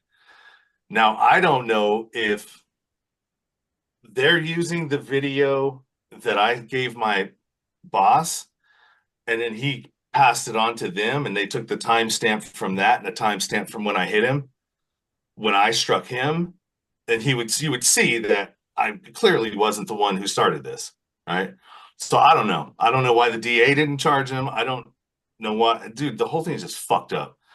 And I'm trying to find attorneys and they're either not returning my calls or they're pushing me off to other attorneys who aren't listening or aren't returning my calls. So I'm like, I don't understand. I don't get this. Do you Like, have how- that video? Do you have that video? Did you I have the this? video of the first one. I No, don't do you have the. that. Is there a surveillance video? I can't get it. Nobody No, will you give need it to get that. You need to FOIA that. You need to fucking get that video. I can't. So you I've can tried to get get a it from. lawyer. I've You need tried to get to that video. I will help you get that video. I tried to do it, man. I went to the Fremont Police Department. They said you need a subpoena. You can do a FOIA. That's not what the fuck subpoena. It's your fucking case. Excuse Well, I me. was the star of the video. Why can't I see it? That is BS. You start having a journalist call. Hey, I'm here. My union, I tried to tell them, I said, hey, look, there's a video out here. So can you give me some time to get it? Because I have a workman's comp lawyer. And he said that he was going to demand the workman's comp file. And so everything that they use to determine eligibility or whatever should be in that file, which includes the video. But he never produced it yet. I was concerned that they scrubbed the video, and you can go through legal, as let's say a journalist, if I do with the Fremont police and say, I want to FOIA. I know that it's difficult. I had a friend in St. Augustine who got beat up like a hippie, like waif who got beat up, and they wouldn't give the video. They gave him the cops gave him a black eye. We couldn't get that video. I started calling as a journalist. I'm calling. I'm writing a story for the local wherever you live, and start. Yeah, put a little. That used to work. I don't know if it works anymore, but I'm willing. Well, here was the thing. It's like ever since.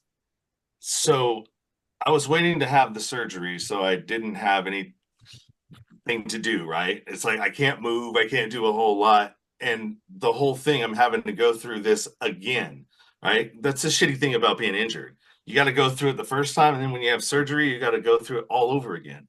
And so I figured I'd be pissed off enough to start calling people up or wanting to tell my story. That's why I was hitting you up, Ricky, because I was like, dude, can you help me find somebody to where I can tell this story and maybe get some California lawyers that will hear it? California, to quote my dear friend Miriam, who always has great one-liners, you're shit out of luck. And you're also the most demonized type of person in the world right now. You're a white male. So go in the opposite direction at the border and go to Mexico, and maybe they'd probably treat you better there. No, Mexico. Well, No, Sean, if you I tore my meniscus and I did stem cells, and I don't think it would have healed. It was a pretty bad tear. So if you need any regenerative hookups, I can put you in touch because it Well, does help. the one good thing that has come out of all this, all right. So I've been off.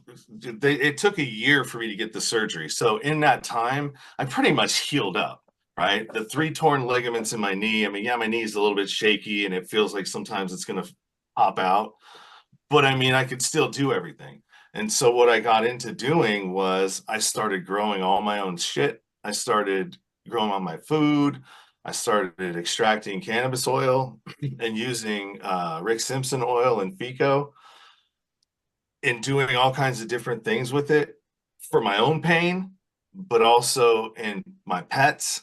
My dog used to have those, that you get the little cysts that they have on those lumps under their skin. I started making him dog treats and I started taking him off of regular dog food. And guess what? Those lumps disappeared. And so after that, I was like, I mean, I already knew from the last, 4 years that, we were fucked anyways. But, I just, if they don't care about what they're feeding us, do you really think they care about what they're feeding our pets? No, it's nonsense. I mean, if you look at the ingredients, it's just fillers after fillers after fillers. I'm just like, how can you feed animals this? It's barely food. And so, yeah, it's wild. You definitely need to go on AM Wake Up. And so Steve has some downtime to smoke while you tell this very long story. And fill some time. Oh, yeah. I'm kidding.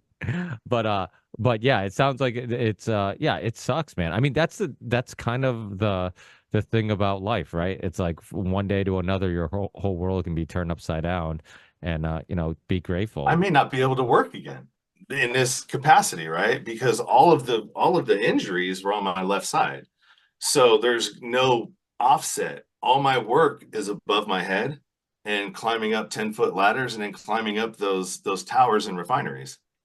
I had a 18-foot fall from a roof on the job, landed on my feet on the concrete, and went to Dominican Hospital in Santa Cruz, if you're familiar.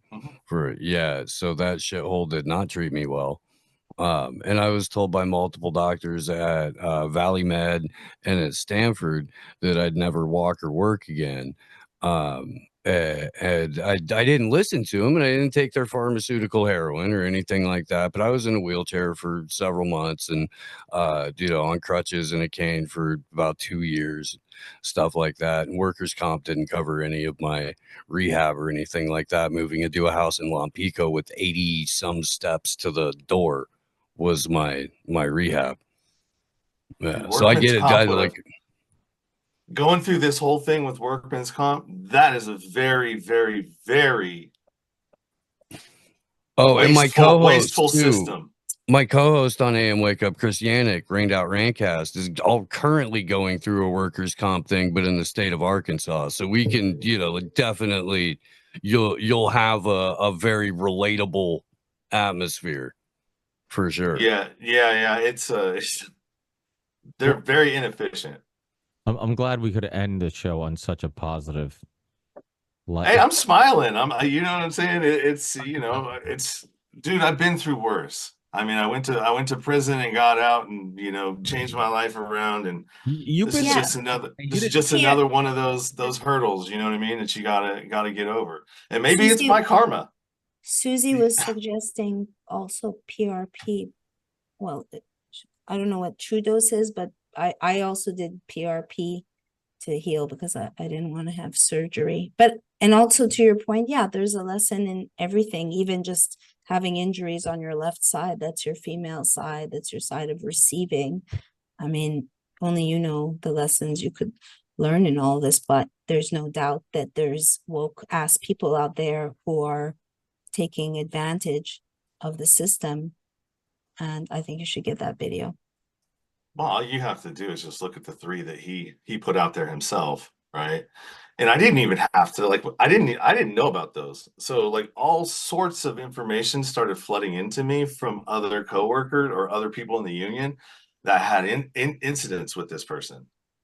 And so this guy was running around for the last 5 years tormenting other people, and they were just too afraid to come out and say anything. He was intimidating them to the point where they were just scared to do anything, scared to say anything.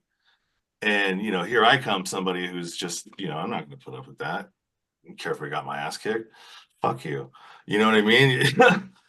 it's no, it's crazy, man. And then I'm the bad guy. well, obviously, because you said he was black, you racist. I know I'm racist. It is your fault he was born that color. It is. You should apologize on behalf of white people everywhere. I put my number in the Zoom chat. Make sure you get that. Yeah, I We'll posted connect. on the YouTube channel. Dick pics are coming now. So I didn't mean to take up the whole Safe travels to Mexico, Miriam. thing. Thank Hope it goes you. fantastic. Thank you, Oversay. Bye. Sean, I think you needed to share it. Get it to out, yeah. Get it out of I mean, you. I've talked for 500 episodes. Why not let somebody else talk? Congratulations, Ricky. Your show Congratulations, is Ricky. phenomenal. Yeah. It really is. Happy You've 500th put out, birthday. yeah, man. You put out some incredible content for God, 11 years. Jesus, man, that's phenomenal. Yeah. That is. Like I said, I've learned that you could do something 500 times and still suck at it, and you could do it 500 times and still not know how to make money doing it. So I've learned some valuable lessons that it takes a while. It sure Yeah, does. it's no doing of if anything, it's because you're doing such a good job.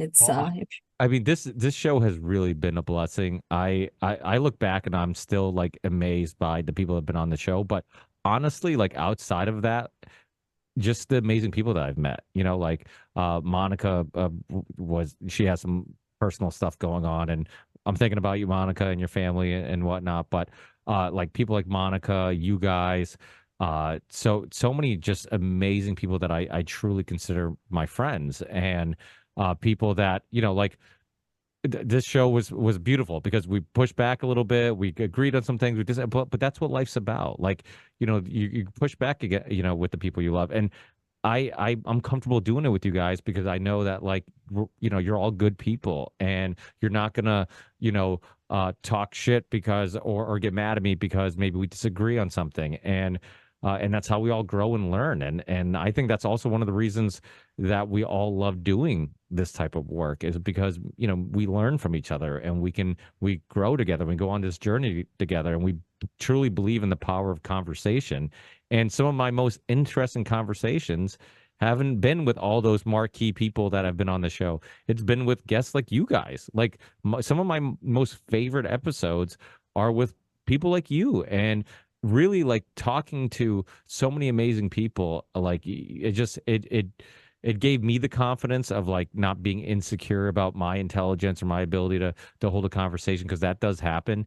And and it just shows that like there's how popular or famous somebody is doesn't reflect how interesting they are, or how much they can offer to a conversation, or how much you'll learn talking to them. And honestly, if I had to rank like all my favorite conversations, like a lot of those more popular famous celebrities, for lack of a better term, like they probably wouldn't be up there. And some of the people that are just gems of people that like, you know, like the people on today who I just ran into, you know, been lucky enough to run into their work or have mutual friends or whatever.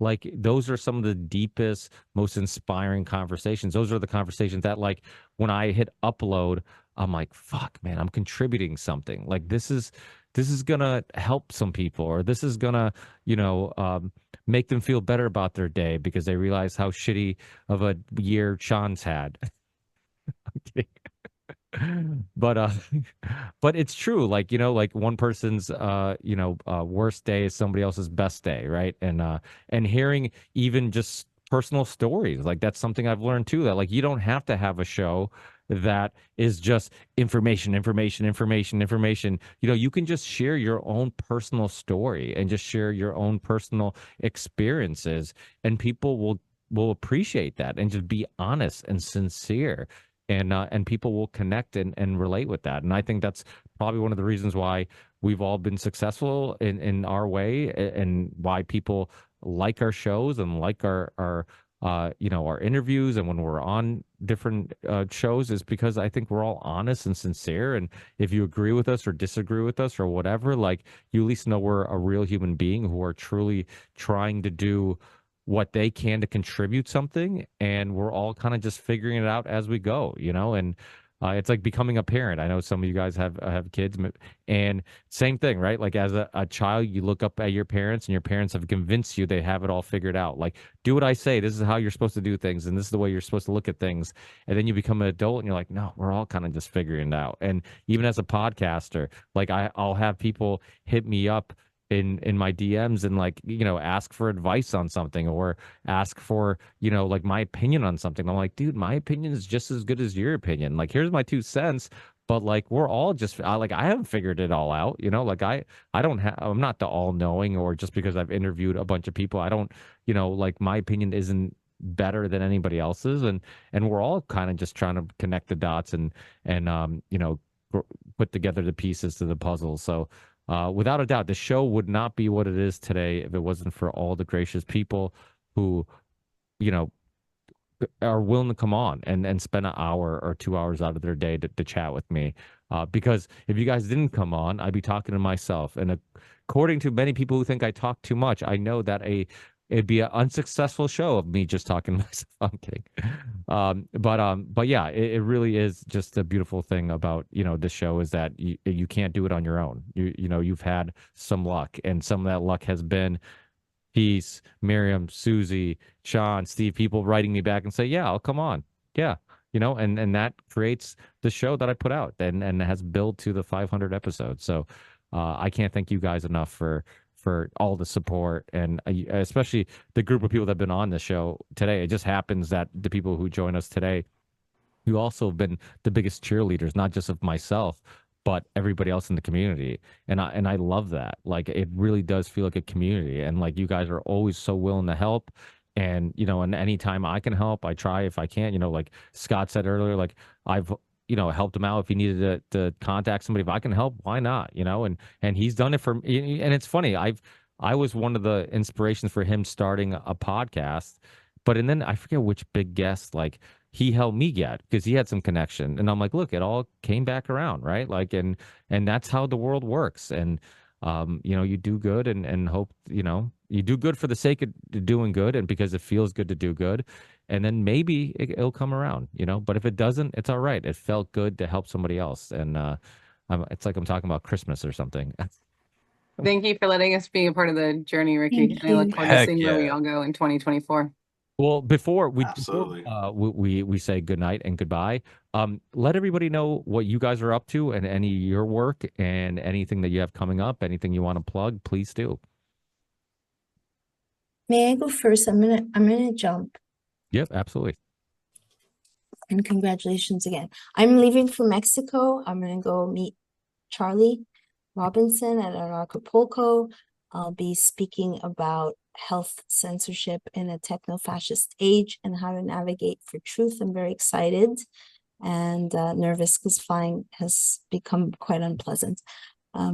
So And you can find me on Truth Lives Here on Rumble and Rockfin. I'm grateful for all of you. And oh yeah, my Substack, MiriamHinane.substack, which I've been growing and putting a lot of love into. And my book will be coming out in the summer on George Floyd. And yeah, thank you, Ricky. Thank you. God bless you all, everyone. Sorry to dash. That's all right. Safe travels. Thank Yeah. you. Thank you. Bye. Miriam Substack is awesome. Miriam's awesome. I love her. Yeah, oh, heck yeah. Yeah. That's I a was just great texting my friend that documentary she's she like, did. "Who's that lady on the show?" I'm like, "Oh my gosh, if you don't know her, look her up. She's fantastic." Well, I'm heading to speak at a conference. I just got back from one, heading out to Georgia to Lanier Islands. It's next-steps.info, and it's all about solutions, food sovereignty, getting outside of the medical system, legal system, creating sustainable communities, but really just figuring it out at home, like gardening, taking care of your own family, growing your own food, getting satellite phones, like kind of the foundational stuff that you guys have been talking about for forever. This is going out to parents with young kids that are like realizing how important it is. So I'm excited to be there speaking with my business partner, Dr. Andrea Nazarenko. We have the Inspired Network, and it's just like we were talking about earlier, connecting people and like being that bridge, because yeah, censorship is real, but we all know someone that could help someone else. So we're really working to like bring us all together. And we are the one of the organizations that are leading the charge over in Geneva for the World Health Assembly. We'll be there we'll be there for 2 weeks, but May 30th, we're having a press conference. 31st, we're having a private event. And then the 1st of June will be our rally and march. We won't just be yelling and holding signs in front of the World Health Assembly as they vote on the public health treaties and IHR amendments. So we'll be educating the public about that. We know that we're not going to change the vote, but we still have to educate. Most people don't know even what's going on. So equipping people with what's happening to encourage them to hopefully stand up and start speaking out in whatever small way they can, whether it's with their friends or on a podcast like this or on a world stage. So that's my soapbox for you. It's the Inspired Network everywhere: Facebook, Instagram, Substack, website, inspirednetwork.org. Yeah. boys, who wants to jump in? I'll jump in, and I hope you and Miriam travel safe, and it's really boring and uneventful and nothing at all remotely exciting happens while you're en route, because that's no fun. AM Wake Up's live Monday through Thursday, 7 to 10 with me and Chris. Wednesdays with Tease, Tuesdays with Ryan Christian, the Last American Vagabond. Fridays there's a show called The Independent Review that streams. It's like a kind of just a collection of independent media around the sphere, and that's a really cool thing that Ryan Graham has put together. AM Wake Up show for everything else, and then we have a Telegram group, t.me/AM Wake Up, that is ridiculously active and a lot of fun. And thanks, Ricky. Congratulations. 500 episodes is really huge. I don't care what other people have put out who have, freaking giant, massive amounts of funding and platforms and stuff like that. Dude, you crush it. Your show has a ton of value, and I really appreciate the work that you've done. And thank you for bringing me into the whole union of the unwanted sphere and stuff like that. It's yeah, you rock, man. Thank you. I hate being the center of attention. I'm blushing.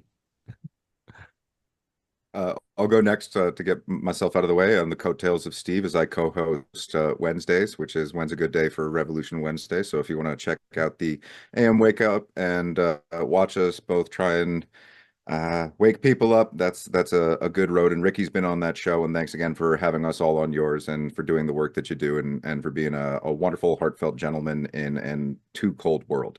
So much obliged to you. As far as what I do, I'm an artist, writer, director, producer, editor, actor, illustrator, and podcaster. So it's a whole lot. It's a mouthful. But what I've done is I've created a show called Conspiracy Synergy, and it's the introduction for everybody into the realm of what we've all been looking into for decades.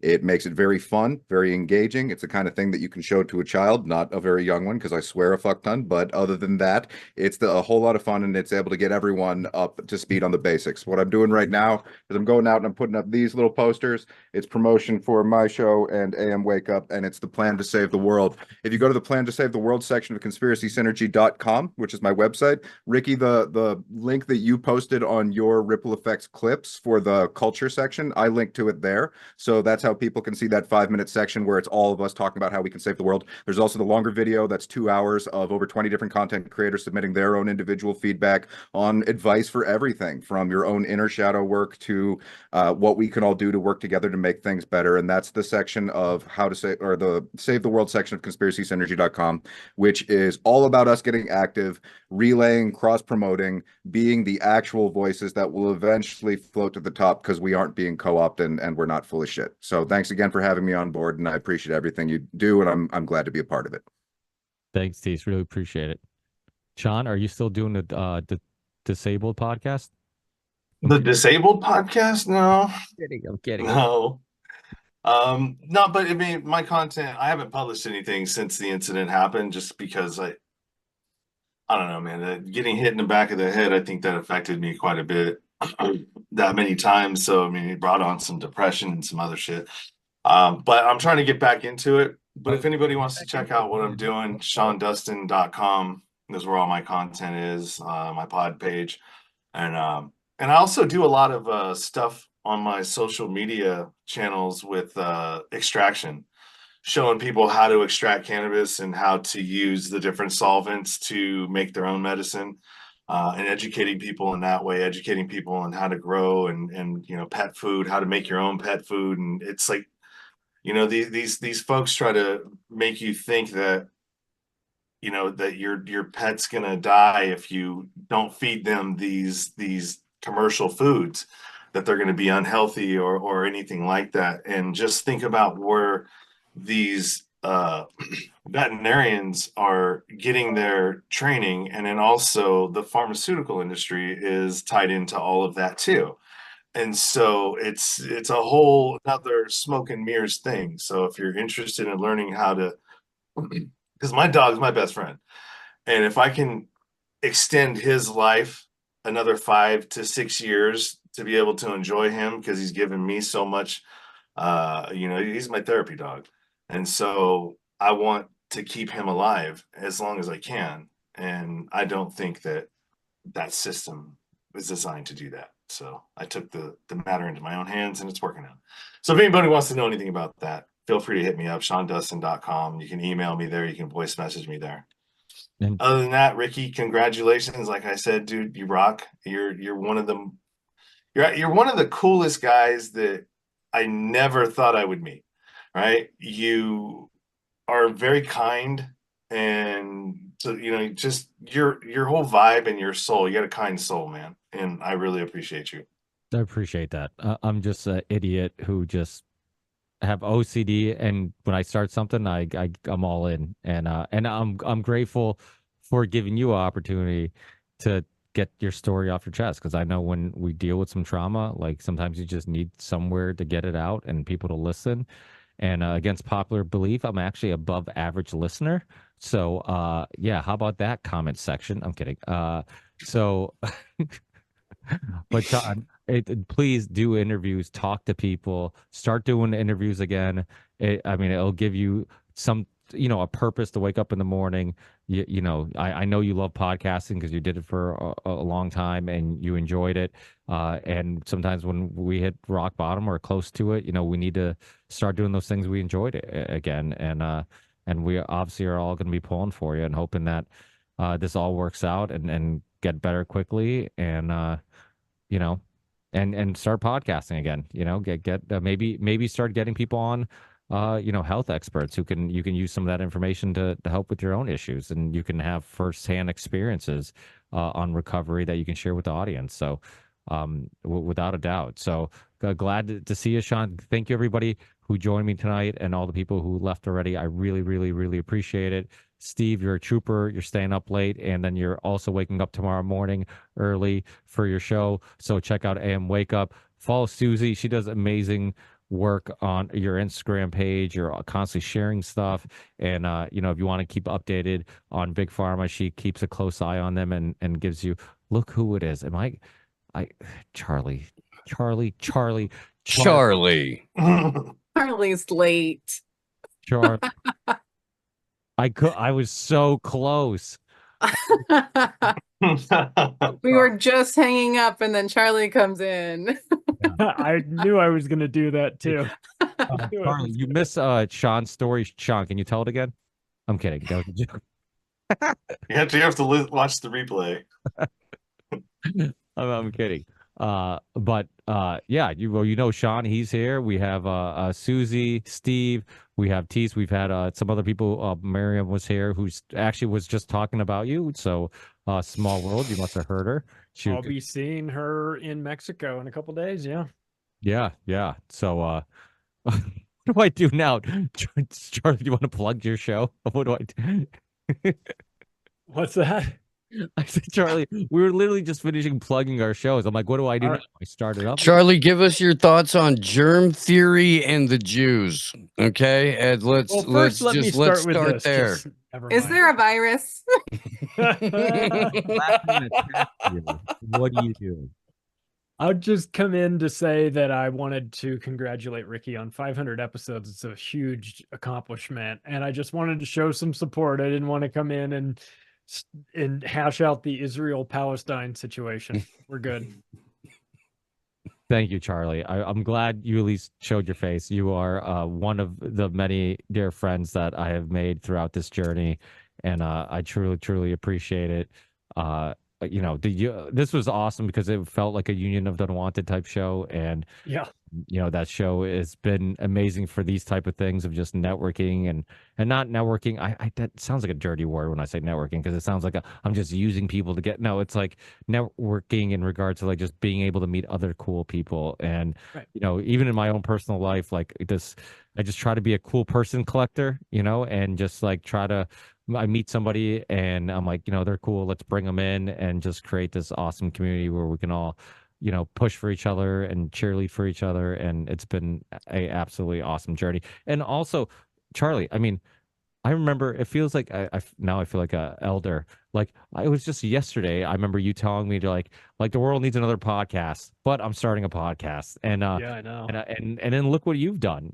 So I think we have a lot of inspirational examples for people to go out there and do something and just have a effect. Look at Susie. She's traveling all over the US and she's having serious impact on the world. Tease is dressing up as a bunny, and I'm sure that helps with stuff. Target practice. But in all seriousness, like, and Tease has his niche where like he said, it's not necessarily kid friendly, but it's younger people friendly show, right? It's such a smart thing, Ricky. Like all the people that you talk to, and I get a lot. I hear people on your show, and then they come on. I'm like, oh, I want to talk to them too. So you're like you're the connector. Everybody, and so if I need to talk to if I need to get a hold of somebody. I wonder if Ricky knows. I think Ricky probably. And Ricky's like, oh, I had him on 6 years ago. And you're like, okay. But I appreciate you as a talent evaluator, because so many of the people that you have on your show, I'm just like, damn, man, where'd you find that? I've never even heard of that guy. And Ricky's like pioneer. If you don't know about, you introduced me to Tease. I think Tease is a brilliant genius. Well, I agree with you, Charlie. I know you agree with me. You should agree with me. I think I'm correct in my assessment. What I love most about Tease isn't his genius; it's his humility. I'm also very good at that, Steve. But you know what I mean? He's coming in at a totally different angle, and like, thank you for that. I love that. That's fantastic. We need more. Yeah, that's one thing. I have, like, it's not accidental. I constantly think about like, just I'll, and again, like you say, like maybe you hear somebody on my show and then you think they're a great guest for your show, but I do the same thing with other people's shows. Like I'm constantly looking for, just really interesting people. And I think it was actually Richard Grove who sent me one of Tisa's videos, and Yep. I'm like, and then I looked it up, and I'm just like, this guy seems so interesting. And then the only interview that I knew of at the time was like on with James Corbett a while ago, and I'm like, why hasn't more people interviewed this guy? This guy has some interest. Sorry, Tease, go ahead. No, dude, you're so right, and that actually speaks to how this works, and it is the ripple effect. So I was on Corbett because I moved to New York to do Blindfold, which I know Charlie's seen. I don't know if you've watched it yet, and that's a short film that goes into 9/11 truth. And that was how I'd heard about Richard Grove, because one day on my Vimeo views, it went up by a few hundred. And I'm like, what the hell? Why does anyone know who I exist? And it was coming from one of Richard Grove's interviews. And it was him talking about having seen my Blindfold because it was on Corbett. And then I reached out to him like, dude, do you want me to write for you? Do you want to work together? And he was like, shit, let's do it. So I was actually writing for Rich for a few months. We never went into production because that's kind of how those things go. If you don't have people backing you financially, you're never going to have a show to show. And where I'm at now was fast forward like 10 years of watching Ricky and Richard Grove and Corbett and everybody in the community. I'm sitting back here like trying to talk to you guys, like sending out emails. And I'll put it through this: if you're out there and you're trying to get in contact with a content creator, you're much more likely to have them dignify your existence if you have your own show. That's kind of just the way that it works. So it's like one of those things where I'm like, I've been putting together a lot of the pieces here, and I want to hang out with these guys. I want to talk to them about it firsthand, and I want to show them off and introduce them to the world. And it takes like 15 freaking years of slow drip exposure before you're able to go there. And that's kind of just how this shit works. You don't hear about the best people. We're all talking about Rogan. Best people, they're hanging out here today because we're on the ripple effect with Ricky. So thanks for having us on again, man. Yes, I agree with everything he said, and I suck at this. Even at my own wedding, I'm like, can we like pick a really short song for our dance? Like, I don't want everybody looking at me. Sorry, I feel like this is my fault. You guys were all It's done. not your fault. I came running in It's all your on fault, fire, Charlie pissed off, Robinson. mad about everything. Did you I just- just got it. Did you get have you guys had Simon Essler on? No, the name sounds familiar. Who is he? Oh, he's a guy from Toronto, a director. I just got done recording with him. Talk about an interesting guy. I'm just in awe.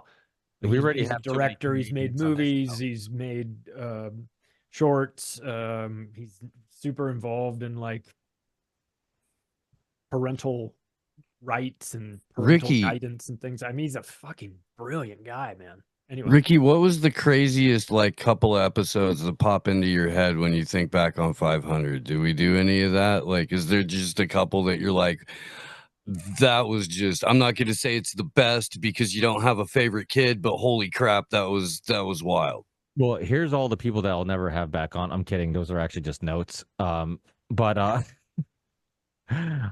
well, I definitely I'm sure people, longtime listeners, probably know maybe one or two people that I mean, 500 episodes. I obviously have had quite a few returning guests, but I've had a lot of one-time guests, and honestly, there's like a handful, like there's one or two or maybe three that I can pick out that I'm like, I probably wouldn't have them back on.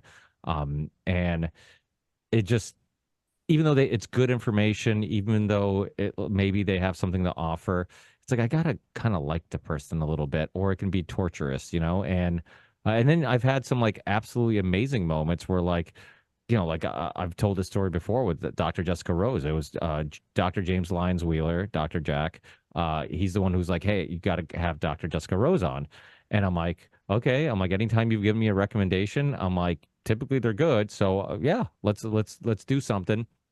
And then time went by and he's like, hey, when are you going to have her on? I'm like, oh crap, I forgot about her. I'm like, yeah, let's just book something ASAP. And then we booked something, and then I didn't have time to look her up.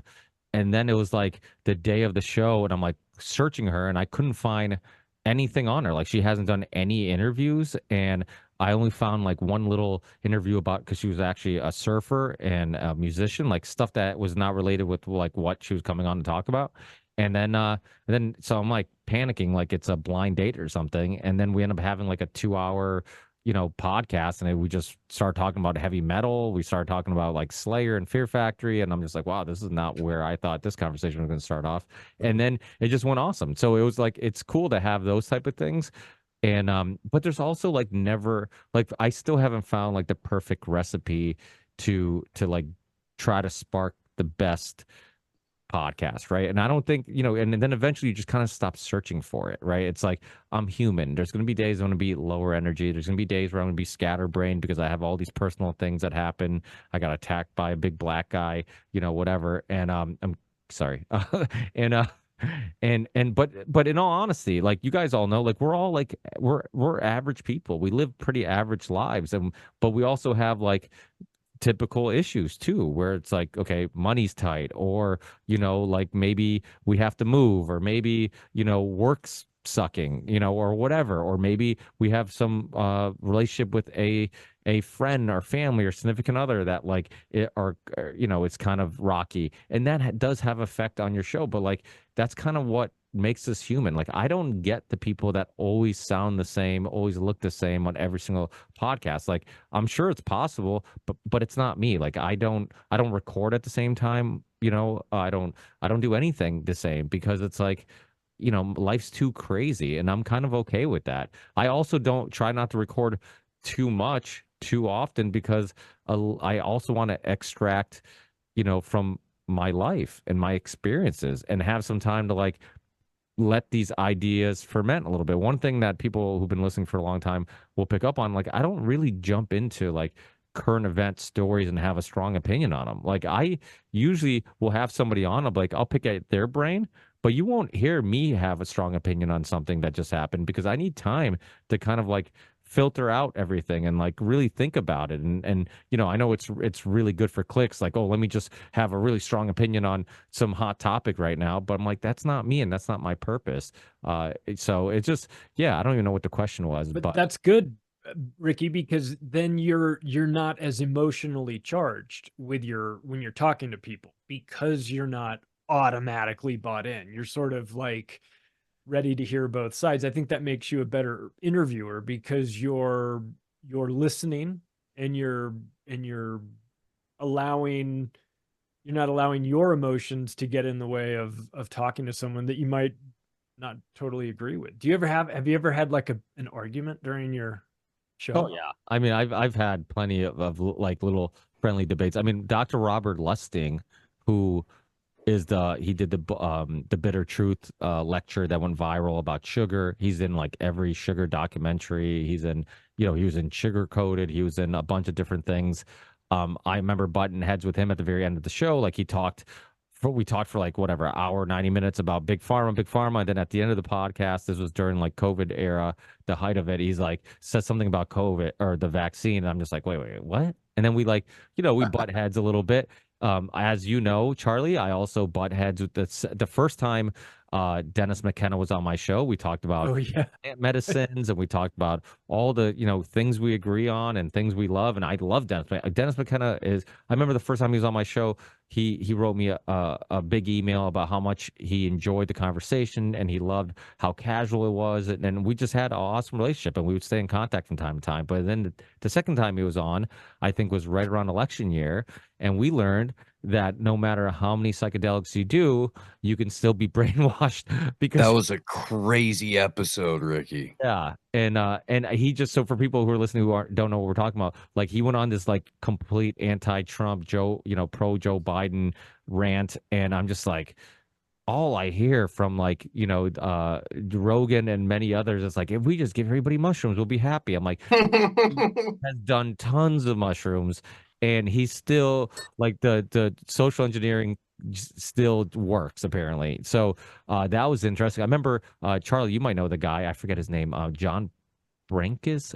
He was the guy who did sports science. Do you guys remember sports science was a big segment on? You told me about, yeah, I remember you telling me about him, but I didn't. Yeah, well, I've never had him back on. I'm sure he'll probably not come back on it again, I'm sure. But I remember he reached out, want to call. I'm like, yeah. I'm like, dude, I love your show. I'm like, let's, and I like to do different episodes on different things. He was actually quite popular in the sports world. He had a segment on ESPN called Sports Science, and they would have professional athletes and kind of break down the incredible things they were capable of. But I remember we had him on and we talked about, like, I actually hooked him up with like Rupert Sheldrake's contact info because he was a huge fan of Rupert Sheldrake. I'm like, oh, that's awesome. And we're talking about Rupert Sheldrake, who's kind of a controversial scientist, and because he goes against the grain, his Wikipedia says pseudoscience.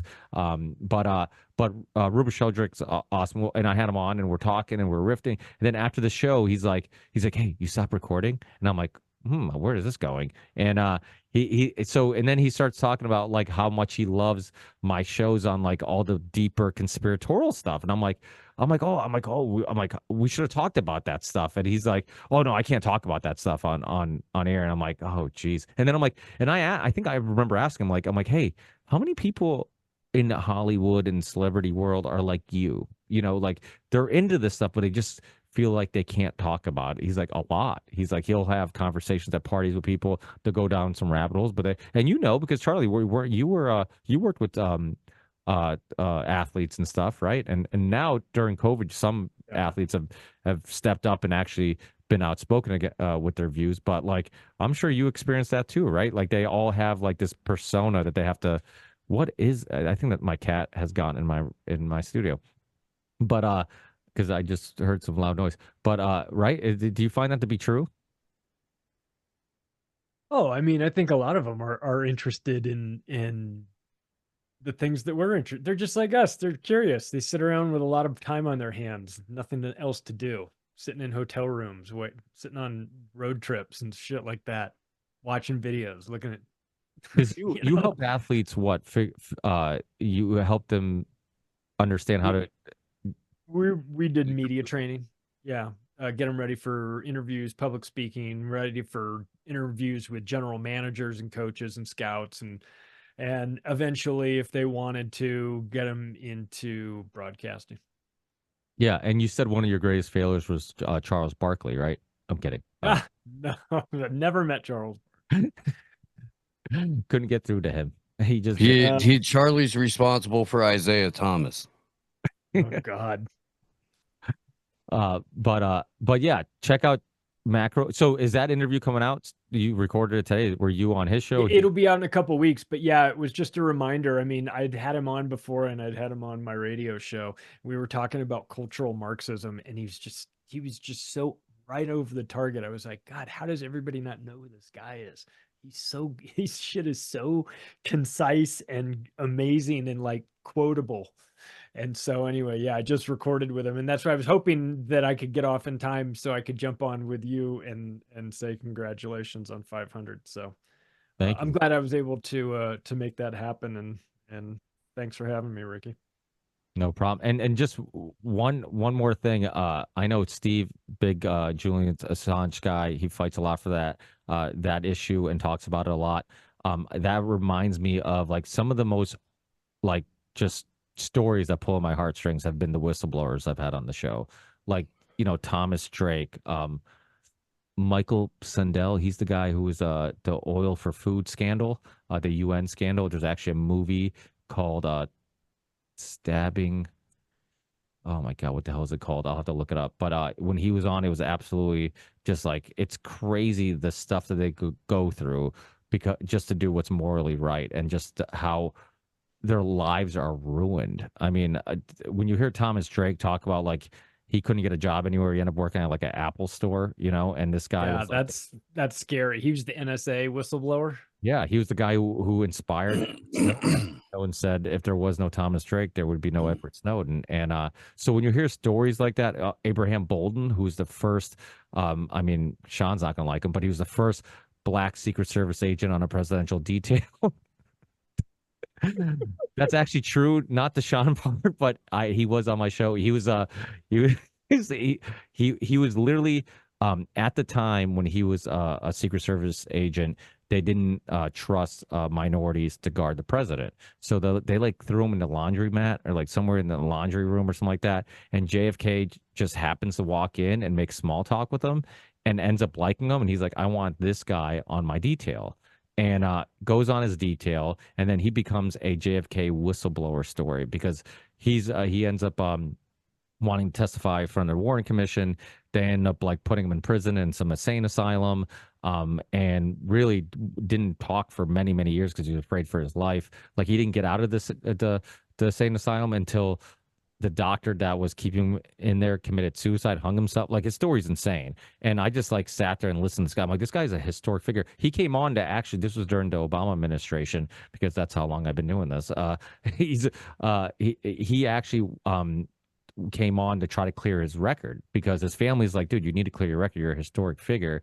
And instead, nobody knows who you are and you have a criminal record, and it was all because he was exposing what happened with the JFK assassination. His story's phenomenal. He has a book called The Echoes from Daley Plaza. He worked with Mark Lane on that book. I believe he inspired him to write it. And but people like that, John Barber, I don't know if you guys know who that is. He's another guy. Speaking of JFK assassination, like this guy's just known everybody in Hollywood forever and just has the most crazy stories. Like you just sit there and just listen. And when I had Jesse Ventura on, it was crazy. When I had Ricky Ross, Freeway Rick Ross, and he's on like his cell phone, and he's like in the middle of the interview, he's like, "Yo, this dude knows my story." Like, yo, I give you, he's like, you know how many people have me on? They don't know my stories. And he's like, I'm like looking at my wife. I'm like, I just got street cred. Ricky Ross is like impressed with like my knowledge of his story. I'm like, I just got street cred from the guy who started the crack epidemic. So weird I thing. got his cell phone number too. Yeah. Got him at an That's Acapulco. pretty cool. No, I was getting ready to go through customs with him because we were on the same flight and we had been talking the whole way back. And I said, hey man, if it's all right with you, I'm gonna let you go ahead and go like well ahead of me as we go through customs. He just started laughing. Dude, He's like, no, he's like, I know. He's like, it's always a pain. Yeah. He's a cool dude. But yeah, Ricky the Rolodex, man. You meet all these people, and having John Barber on it, dude, that's a big, that's a big guy to get. And I've done so. I remember I had a debate with, ahead of the curve on that stuff. I put together a debate with Adam. You guys know Adam Kokesh, right? Like Adam Kokesh was the show, and back in the day, I had I put together a debate with him and Hunter Motz, who anybody who's a longtime listener of Brian Callen, used to be his co-host, Brian Callen, for it used to be called the Brian Callen Show, and then eventually Mixed Mental Arts. And Hunter and I became friends, like super friendly. He actually was in Connecticut one weekend, and I ended up hanging out with him and recorded a podcast on my phone, and actually did really well in downloads, and which was weird. I'm like, why am I spending so much time editing? But he super nice, like had him on, and just like hearing him personal upbringings with like Brian Callen, and just like getting to know, and then obviously meeting Sam Tripoli and becoming friends with him, and just just hearing like somebody's perspective on Rogan, who like actually was on his couch when he was still in like single digits of shows, which is pretty wild. And just having like these weird connections. I'm just like, this is fucking crazy. Many of us were a part of the Roseanne Barr show recently, and it's insane. I mean, I grew up watching Roseanne. I thought she was hilarious. I mean, I thought it was just a amazing show about like the most average family and all the crazy stuff that happens in like the average lower middle class family, right? And that was like the most relatable show in the world to me. Yeah. And like my dad kind of looked like John Goodman too. That one definitely slipped through the cracks. What's that, Roseanne? I think it did pretty well. No. It was a great show. It's crazy that actually made it. You know what I mean? With a lot of the stuff that was on there, but they hated her at the time too, man. Like they kept trying to throw monkey wrenches at her. She was talking about, shut up. Yeah. I enjoy Roseanne's comedy. Kevin Sorbo. I grew up watching Hercules. Yeah, you had Kevin Sorbo on. Like, what the fuck? Which is pretty wild. And then Kane. I know some of you guys aren't wrestling fans, but like having Glenn Jacobs was like wild. I mean, I grew up. Did you ask Kane if he would play Guess the Name of Vince McMahon's Dildos? Did you play that game? Because I have Billy Ray Valentine on for that, but I would have loved to have asked Kane. Well, we'll have to get. Well, Billy's been telling me forever that he's like, we got to do a wrestling show, but it's like it's like one of your like I don't want to publicly let everybody know I like wrestling. Like that's like one of those things you don't tell people, you know, unless you know they're in. Then you're like, oh, okay, he's cool, you know, like, and then you like show them your like your Ultimate Warrior shirt you're wearing underneath or something. But yeah, it's like well, the thing is, as a foreigner, like when I came into America and my parents and I like were learning the language, like you knew the storyline even if you didn't understand the language, right? Like you know who like this is it's just gonna sound weird, but the two shows that I grew up watching with my parents that like was a big part of my upbringing was like the Three Stooges. Get it? You didn't have another show. You didn't have to like know what's going on verbally, and wrestling. And you know, we would grow up watching, and then obviously as I got older, I got out of it, and I didn't get back into it until my kids. Like during COVID, there was nothing on, so I downloaded the WWE app, and I'm just like, you know what? Let's go back and watch some old stuff, and we would go back and we started watching every Royal Rumble, and the kids got into it, and then we kind of started watching it again as a family, just because it's like it's something we can kind of all enjoy a little bit. Yeah. So, but the Vince McMahon thing is crazy. His story is insane though. But that idea of hurt people. It's so true in every case. Like you get some scumbag, somebody who's done some horrific things, then you learn about their upbringing. Like he was molested, and he had a really messed up childhood too. And then it wasn't until afterwards that his real father that he ended up connecting with, and he got into the whole wrestling industry. But it's sad because it's like hurt people do hurt people, and it's like it sucks to see victims become victim creators, and it's like you sympathize with them a little bit, but in a way you also can't help but demonize them because they are responsible for their actions. So it sucks, but that's another podcast for another day. But thank you again, guys, for staying up late with me, and I really appreciate it. I need to send AM Wake Up some money for coffee in the morning, which you might need. Sorry, Steve, for keeping you up. And no, dude, I'm West Coast time, buddy. You're fine. It's now 7:00. Oh, okay. We're good. We're good. And so thanks everybody. Enjoy the rest of your night. Thank you again. Hopefully I see you guys all on the Ripple Effect podcast very soon. Listeners, check out their work, and we'll talk again. Thanks, guys. I really appreciate it. All right. See ya. Take care. Everyone, good night.